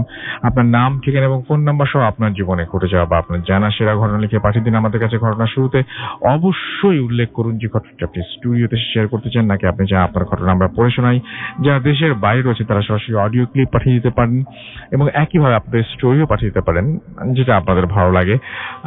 এবং আমাদেরকে SMS করতে হলে তো আপনি নিয়মটি জানেনই। আমাদের ফেসবুক ভিজিট করতে চাইলে ফেসবুক পেজ দুটো আপনি চলে যান www.facebook.com/radio.furti and www.facebook.com/bhutfm.russell। এই দুটো অ্যাড্রেসে আমরা চলে যাচ্ছি আমাদের পরবর্তী অতিথির কাছে। আপনার নামটা প্লিজ একটু বলবেন, তারপর আপনার ঘটনায় যাবো আমরা। থ্যাংক ইউ রাসেল ভাই। আমি ইমরান, আমি এসেছি বনশ্রী থেকে। আমি আমার সোজা ঘটনায় চলে যাই। জি, এটা হচ্ছে 2008 এর দিকে। গিয়েছিলাম আমার একটা রিলেটিভস এর বাসায়, সেটা হচ্ছে নড়াইলের লোহাগড়ায়। জি, তো আমি সকালবেলা লোহাগড়ে গিয়ে পৌঁছানোর পরে ওখানকার লোকাল কিছু ছেলেপেলের সাথে আমার পরিচয় হয়। তারপরে সারাদিন ওখানে আড্ডা দেওয়ার পরে সন্ধ্যার পরে আমরা নদীর পাড়ে যাওয়ার সিদ্ধান্ত নিই। জি, সেটা হচ্ছে মধুমতি নদীর পাড়ে। নদীর পাড়ে আমরা আড্ডা দিতে দিতে রাত আমাদের অনেক রাত হয়ে যায়। ইট ওয়াজ লাইক অ্যারাউন্ড 1 o'clock। আড্ডা অনেক রাত, আসলে অনেক রাত। জি, 1 o'clock বাজার পরে আমরা দেখছি যে বৃষ্টি আসতেছে, বৃষ্টি আসবে, বিদ্যুৎ চমকাচ্ছে। এই মুহূর্তে আমরা উঠে যাওয়ার সিদ্ধান্ত নিই। তো আমরা নদীর পাড় দিয়ে বাসায় ব্যাক করতেছিলাম। এমত অবস্থায় আমাদের পাশ থেকে কিছু যেন একটা আওয়াজ আসতেছিল, যে আপনার মনে হয় যেন কেউ অসুস্থ, মানে কাতর চিৎকার করতেছে যে তার কোনো সাহায্য দরকার। ঠিক আছে, তো এমত অবস্থায় আমরা সামনে গিয়ে দেখি যে একটা মেয়ে, অর্ধবয়স্ক একজন মহিলা ওখানে নদীর পাড়ে পড়ে আছে। তো তার অর্ধেকটা হচ্ছে মাটির মধ্যে আর অর্ধেকটা হচ্ছে স্যাঁতসেঁতে ভিজে একটা জায়গায়। তো আমরা যেটা করলাম আমরা তার সামনে এগিয়ে গেলাম। যে আমাদেরই একজন জিজ্ঞাসা করলো যে আপনি এখানে কি করছেন, এত রাত্রে এখানে পড়ে আছেন কেন? তো আমাদের একজন তাকে সাহায্য করতে গেল। তো সাহায্য করতে যাওয়ার পরে ঠিক একই সময় আরেকজন ছেলে ওখানে এসে উপস্থিত হলো, আমরা যাকে চিনি না। একটা ছেলে এসে আমাদেরকে আস্ক করা শুরু করলো যে আপনারা এখানে কি করছেন, আপনারা ওকে কি করেছেন, ও এখানে এভাবে পড়ে আছে কেন? But in the meantime আমরা একটা জিনিস বুঝতে পারলাম না যে ছেলেটা কিন্তু মেয়েটাকে নাম ধরে অ্যাড্রেস করতেছে। বাট আমরা মেয়েটার কাছে আগে এসে পৌঁছাই। ছেলেটা অবশ্যই মেয়েটাকে চিনে, যেহেতু নাম ধরে অ্যাড্রেস করতেছে। ছেলেটা আমাদেরকে একটু ধমক দিল, বাট মেয়েটা আমাদের কাছে হেল্প চাইলো যে তাকে আমরা যাতে হেল্প করি। বাট এরকম একটা পরিস্থিতিতে আমাদের ওখানে থাকাটা পসিবল ছিল না। যে ছেলেটা আমাদেরকে চলে যেতে বলতেছে, বাট আমরা যদি এখান থেকে চলে যেতে পারি, হয়তো অনেক রাত হয়ে গেছে, একদম নিরিবিলি জায়গা, নদীর পাড়, ভয়ঙ্কর একটা পরিস্থিতির সৃষ্টি হয়ে গেছে। আমরা খুবই ভয় পাচ্ছিলাম দ্যাট টাইম। তো আমরা চলে যাওয়ার সিদ্ধান্ত নেই। আমরা তিনজনই ওখানে জায়গাটা লিভ করি। আমরা 5-6 মিনিট হাঁটার পরে বলা ভালো যে আমরা যে জায়গাটায় ছিলাম নদীর পাড় থেকে আমাদের বাসার দূরত্বটা ছিল অলমোস্ট 3 কিলোমিটার হবে। পরবর্তীতে আমরা ওখান থেকে যখন 5-6 মিনিট হেঁটে বাড়ির উদ্দেশ্যে যাচ্ছিলাম, ঠিক সামনের দিকে যাওয়ার পরে দেখি যে ছেলেটা আমাদের সামনে। আমরা খুব দ্রুত হেঁটে যাচ্ছিলাম, ছেলেটা আমাদের সামনে থেকে বিপরীত দিক থেকে সামনে আসলো। আসার পরে ছেলেটা আমাদেরকে বলতেছে যে তোমরা এখনো যাও নাই, তোমরা এখনো কেন যাচ্ছ না, তাড়াতাড়ি তোমরা লিভ করো, ঠিক আছে তোমাদেরকে তাড়াতাড়ি যেতে বলছি, তোমরা তাড়াতাড়ি যাও। আমরা আরো বেশি ভয় পেয়ে গেলাম, কি হচ্ছে এইসব আমাদের সাথে, হোয়াটস গোয়িং অন। আমরা খুব এবার আমরা দৌড়ানোর প্রস্তুতি নিলাম যে না, আমরা এখানে এই পরিস্থিতিতে আর থাকতে পালাতে হবে। হ্যাঁ অবশ্যই পালাতে হবে, কারণ বিষয়টা অনেক ভয়ঙ্কর। নদীর পাড়ে একটা ঘটনা ঘটলো, তাদেরকে আমরা ওখানে দেখলাম, এখন এখানে এসে দেখি সে আমাদের সামনে। আমরা তখন দৌড়াচ্ছি মোটামুটি রাত্রেবেলা, তখন 1 o'clock এরকমই হবে। তো দৌড়ানোর পরে সামনে গিয়ে দেখি যেই মেয়েটাকে আমরা নদীর পাড়ে দেখছি ঠিক সেই মেয়েটা আমাদের সামনে। সে আপনার টাইপ অফ গুজো হয়ে আমাদের সামনে দাঁড়িয়ে বলতেছে যে আপনার গুজো হয়ে দাঁড়িয়ে আছে, ওর চোখগুলা ঝলসানো, কাদা মাখা শরীর, আর হচ্ছে রক্তাক্ত অবস্থায় সে আমাদের সামনে দাঁড়িয়ে যে বলতেছে যে তোমাদেরকে থাকতে বলছি, আমাকে বাঁচানোর জন্য তোমরা চলে আসছো, তোমরা কেন চলে আসছো আমাকে ছেড়ে। দ্যাট টাইম পরিস্থিতিটা এরকম হয়েছিল যে আসলে সেন্সলেস হয়ে গেছি, স্পেশালি আমি সেন্সলেস হয়ে গেছি, আমার আর কিছুই বলার ছিল না। হ্যাঁ ওই মুহূর্তটায় পরে আমি ওখানেই লুটে পড়ি, বাট আমি আর কিছুই বলতে পারবো না। আফটার দ্যাট মর্নিং এ আমি যখন ঘুম থেকে উঠি তখন আমি দেখি যে আমার রিলেটিভস এর বাসায় আমি শুয়ে আছি বিছানার মধ্যেই। তো আমি উঠার পরে জিজ্ঞাসা করলাম যে আমাকে রাতের বেলা এখানে কে আনছে, আমি কার সাথে আসছি। পরে বললো যে তুমি একাই আসছো, নিজে নিজে এসে এখানে শুয়ে গেছো। Okay that's it. আমি আর খুঁজে পেলাম না যে আমি কিভাবে আসলাম ওখানে, কি অ্যাকচুয়ালি ঘটেছিল। Thank you very much. আপনাকে অনেক অনেক অনেক অনেক ধন্যবাদ। আমি দেখতে পাচ্ছি হুমায়ুন ফুয়াদ রহমান আমাদেরকে অস্ট্রেলিয়া থেকে SMS করে এখানে টেক্সট করেছেন, এবং টেক্সট করে তিনি জানিয়েছেন যে তার কাছে তিনি বলছেন যে এখানে এখন ভোর, বেশ ভয় লাগছে। আমাদেরকে সোহেল ম্যাক্স সেলালা ওমান থেকে SMS করেছেন, এবং তিনি বলছেন এত ভয় লাগে কেন। আজাদ আমাদের SMS করেছেন, আজাদ সোহাগ নিউ ইয়র্ক থেকে, এবং তিনি লাইভ শুনছেন ভূত FM, এবং তিনি লং লিভ ভূত FM। দোয়া করবেন ভাই যেন আমরা বহুদূর যেতে পারি, এবং আশা করছি আপনাদের সাথে নিয়ে আমরা সেই বহুদূর যাব। আমরা চট করে একটা ঘটনা শুনে নেই, আমাদের আরো একজন লিসনার আছেন তার কাছ থেকে। নামটা একটু বলবেন প্লিজ, তারপরে আমরা ঘটনায় যাব। থ্যাংক ইউ রাসেল ভাই, আমি রিমন, আমি এসছি মিরপুর থেকে। তো আসলে আমি সরাসরি ঘটনায় চলে যাই। তো আমার যে ঘটনাটা সেটা হচ্ছে মিরপুর একটা বাসাকে নিয়ে, যে বাসায় আমরা এখন আছি। তো সংগত কারণে বাসার নামটা আমি বলতেছি না। তো যে ঘটনাটা হয়েছে সেই ঘটনাটা হচ্ছে মিরপুরে আমরা যে বাসাটায় উঠি, সে বাসাটা হচ্ছে গিয়ে নতুন ওঠার পরে আমি জানি যে মিলাদ দেওয়া লাগে, তো আমরা মিলাদটা দেই না, বাসায় উঠে যাই। তো বাসায় উঠার পরে সুন্দর করে মানে যাচ্ছিল কয়েকটা দিন ভালোভাবেই। তো ঘটনাটা শুরু হয় কয়েকদিন পর। তো আমি একদিন রাতে যখন আমার রুমে ছিলাম, তো রাতে যখন ঘুম ভাঙলো, তো আমি উঠবো এমন সময় পানি খাওয়ার জন্য, তো দেখলাম যে ব্যালকনিতে একটা মেয়ে দাঁড়ায় আছে। তো আমি মনে করছিলাম যে সেটা হয়তো আমার মা হবে। তো আমি অতটা জিনিসটা মানে আমলে নেই নাই। তো সকালবেলা আমি আম্মুকে বললাম যে আম্মু তুমি কি রাতে আসছিলা নাকি আমার রুমে? তো আম্মু বললো কি না আমি আসি নাই। তো আমার জিনিসটা তেমন আমি নিই নাই। তো এরকম কিছু ঘটনা দেখা যায় যে আম্মু কোনোদিন রাত্রে উঠলো রান্না করতে, মানে টয়লেটে যাওয়ার জন্য, তো দেখলো যে রান্নাঘরে কোনো একটা মেয়ের অবয়ব, তো দেখলো যে কেউ হয়তো রান্নাঘরে যাচ্ছে বা কিছু বাসন কাসন পড়ে যাচ্ছে। তো আম্মু জিনিসটা আব্বুকে বলে। তো আব্বু জিনিসটা বললো কি এটা হয়তো কোনো বিড়াল বা কিছু হবে, তুমি জিনিসগুলা এত নিও না ভিতরে। তো আমার একদিন আমার বড় আপু আসে আমাদের বাসায়। তো সে যখন ছিল তার পরের দিন আমার ভাগ্নি ওয়াশরুমে যাবে গোসল করতে যাবে, সে মানে লকটা বন্ধ করে সে গোসল করতেছিল। তো ইন দ্য মিন টাইম অনেক সময় কেটে গেল। তো আমরা সবাই দেখলাম যে মানে সে আসতেছে না। তো আমরা অনেক নক করলাম, ভিতরে দেখলাম যে অনেক ধস্তাধস্তির আওয়াজ। তো আমরা সবাই চিৎকার দিলাম, অনেক ধাক্কাধাক্কি দিলাম, তো ভিতরে কারোর কোনো সাড়া ছিল না। তো আমরা মানে অনেক পাশে থেকে সবাই আসলো। তো আমরা লকটা ভেঙে দেখলাম যে আমার ভাগ্নি ড্রাম ছিল আমার বাথরুমে, তো ড্রামের মধ্যে তার মাথাটা অর্ধেক ডুবানো ছিল। তো আমরা তাকে অজ্ঞান অবস্থায় আমরা তাকে হসপিটালে নিয়ে যাই। তো এই ঘটনাটা ঘটার পরে আব্বু জিনিসটা একটু মানে আমলে নেয়। তো তারপর একজন হুজুরকে ডাকে, আমাদের পরিচিত। তো হুজুর আসলো, এসে তিনি বাসার কন্ডিশন দেখে তিনি বললো যে আপনাদের বাসায় সমস্যা আছে, মানে এই বাসাতে যে উঠছেন আপনারা কিছু না জেনে উঠছেন, হয়তো বাসার সমস্যা আছে। তারপর উনি কিছু বাসা বন্ধ করে দিল। তারপর আমরা শুনলাম যে বাড়িওয়ালার কাছ থেকে যে এই বিল্ডিং এ একটা মেয়ে ছিল, তো মেয়ের বাবা মা প্রত্যেকদিন ঝগড়া করতো। তো মেয়েটা এটা সহ্য করতে পারতো না, সে দুইজনকে বোঝাতো, কিন্তু তার বাবা মা এরকম ঝগড়া করতো। ইন দ্য মিন টাইম তার মা চলে যায় তার বাবাকে ছেড়ে। তারপর মেয়েটার বাবা মেয়েটার উপর অনেক অত্যাচার করে। তারপর মেয়েটা করলো কি, তার মা নেই, মেয়েটা সুইসাইড করলো। তো এই ঘটনাটাই ফেস ছিল এরকম। তো এখনো আমাদের বাসার মধ্যে এখনো অনেক এরকম অনেক ছোটখাটো ঘটনা দেখা যায়। তো ইভেন আমি যখন একদিন মিররে মানে ওয়াশরুমে যাচ্ছিলাম, যখন ওয়াশরুম থেকে বের হচ্ছিলাম, তো দেখলাম যে মিররে একটা মেয়ের ফেস। তো এটা দেখে আমি মানে অবাক হয়ে যায় যে কি ঘটতেছে সব বাসায়। আপনি নিজে দেখেছেন? আপনার নিজের চোখের সামনে? হ্যাঁ, নিজের চোখের সামনে দেখলাম। কোথায় দেখেছেন এটা?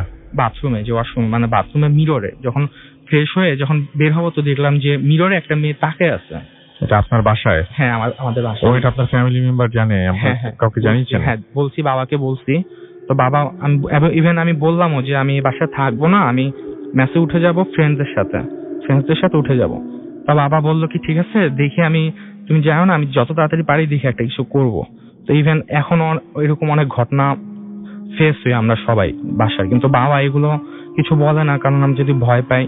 তো ইভেন অনেক রকমের ঘটনা এখনো চলতেছে আমাদের। ওকে, থ্যাংক ইউ ভেরি মাচ। আপনি আমাদের সাথে ঘটনা শেয়ার করেছেন। আমি দেখতে পাচ্ছি আমাদের এখানে রাহুল চৌধুরী আমাদের এখানে আছেন, এবং তিনি আছেন দেখতে পাচ্ছি তিনি বলছেন যে ফুর্তি অ্যাপ দিয়ে তিনি শুনছেন, এবং তিনি আছেন দোহা, কাতারে।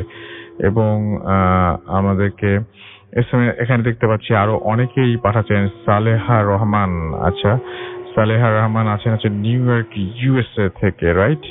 হ্যাঁ, ইউএসএ থেকে, এবং তিনি লিখছেন new York USA, my husband is in ICU last Wednesday, মানে he had a road accident, এবং তিনি বলছেন যে please pray for him. Definitely আমরা প্রে করছি, তিনি খুব দ্রুত সুস্থ হয়ে উঠুন এবং তার মঙ্গল কামনা করি, এবং আশা করছি খুব দ্রুতই তিনি সুস্থ হয়ে উঠবেন।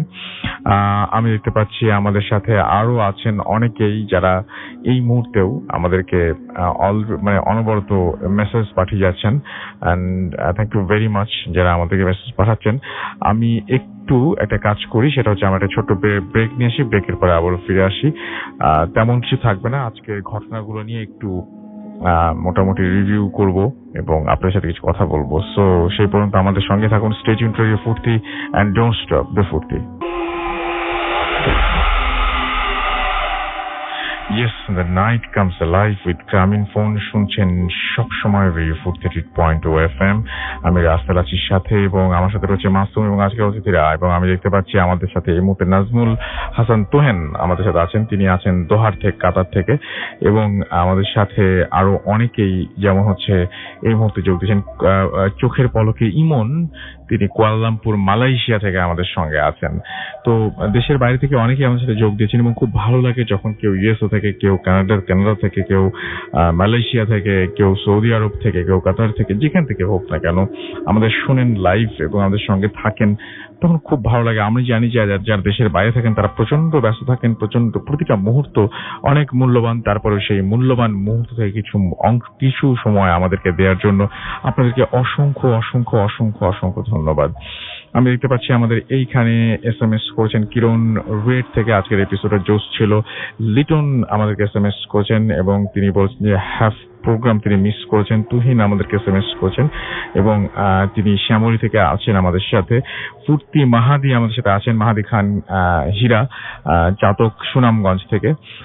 তুহিন আমাদের সঙ্গে রয়েছেন শ্যামলী থেকে।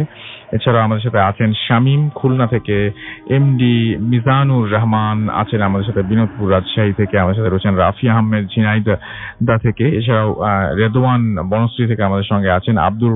আব্দুল হাসান আমাদের সাথে আছেন তুতপাড়া খুলনা থেকে। ফিরোজ ওয়াবদা খুলনা থেকে।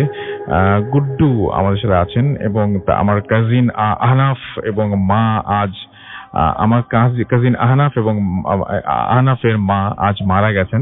আহনাফের বয়স 15। আপনার শো থেকে ওকে সান্ত্বনা দেন। আমি জানি না কিভাবে সান্ত্বনা দিতে হয়, তবে আপনার জন্য এবং আপনার মায়ের জন্য অনেক অনেক অনেক অনেক দোয়া করছি। এবং আসলে যিনি মা হারিয়েছেন তাকে সান্ত্বনা দেওয়ার ভাষা আমার জানা নাই। এটা অনেক মানে যাই হোক, ব্যাপারটা প্রচন্ড রকমের কষ্টের। শামীম আমাদের সাথে SMS করেছেন, টিকাটুলি থেকে আমাদের SMS করেছেন। স্টোরি শেয়ার করবো সিলেটের, আমি সিলেটের। এবং আজকে অনেকে দেখছি, অনেকে লিখছেন যে আমার কাছে অনেক স্টোরি আছে শেয়ার করতে চাই, আমার কাছে অনেক স্টোরি আছে শেয়ার করতে চাই। প্লিজ শেয়ার করুন আমাদের সাথে এবং প্লিজ আমাদেরকে ঘটনা পাঠান। আপনারা তো জানেনই। এবং আমাদের অ্যাড্রেসটা হচ্ছে bhutfm@radio40.fm, যেখানে আপনি চাইলেই পাঠাতে পারেন আপনার জীবনে ঘটে যাওয়া শ্রেষ্ঠ ভয়ের ঘটনা। এবং সেজন্য আপনি যেটা করতে হবে, আপনার নাম, ঠিকানা এবং ফোন নাম্বার সহ আপনার ঘটনাটা লিখে পাঠাতে হবে।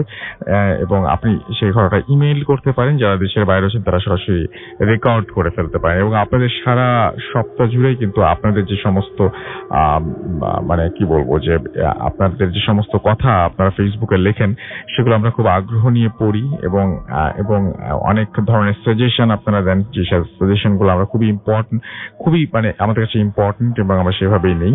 তো যাই হোক, আজকে হাতে আর সময় নেই, আজকে বিদায় নিতে হবে। এবং আমি যাওয়ার আগে আরো একবার মনে করিয়ে দিই যে আমাদের অ্যাড্রেসটা bhutfm@radio40.fm। আজকে অনেকক্ষণ ধরে আমরা অনেক ঘটনা শুনলাম এবং জানি না কোন ঘটনাটা আপনাদের সবচেয়ে বেশি ভালো লেগেছে। এখনো পর্যন্ত আমার বারবার মনে পড়ে যে সত্যি ঘুমের মধ্যে যদি সত্যি কেউ আপনার পাশে এসে দাঁড়ায়, আর কিছুক্ষণের মধ্যে আপনারা সবাই ঘুমোতে যাবেন।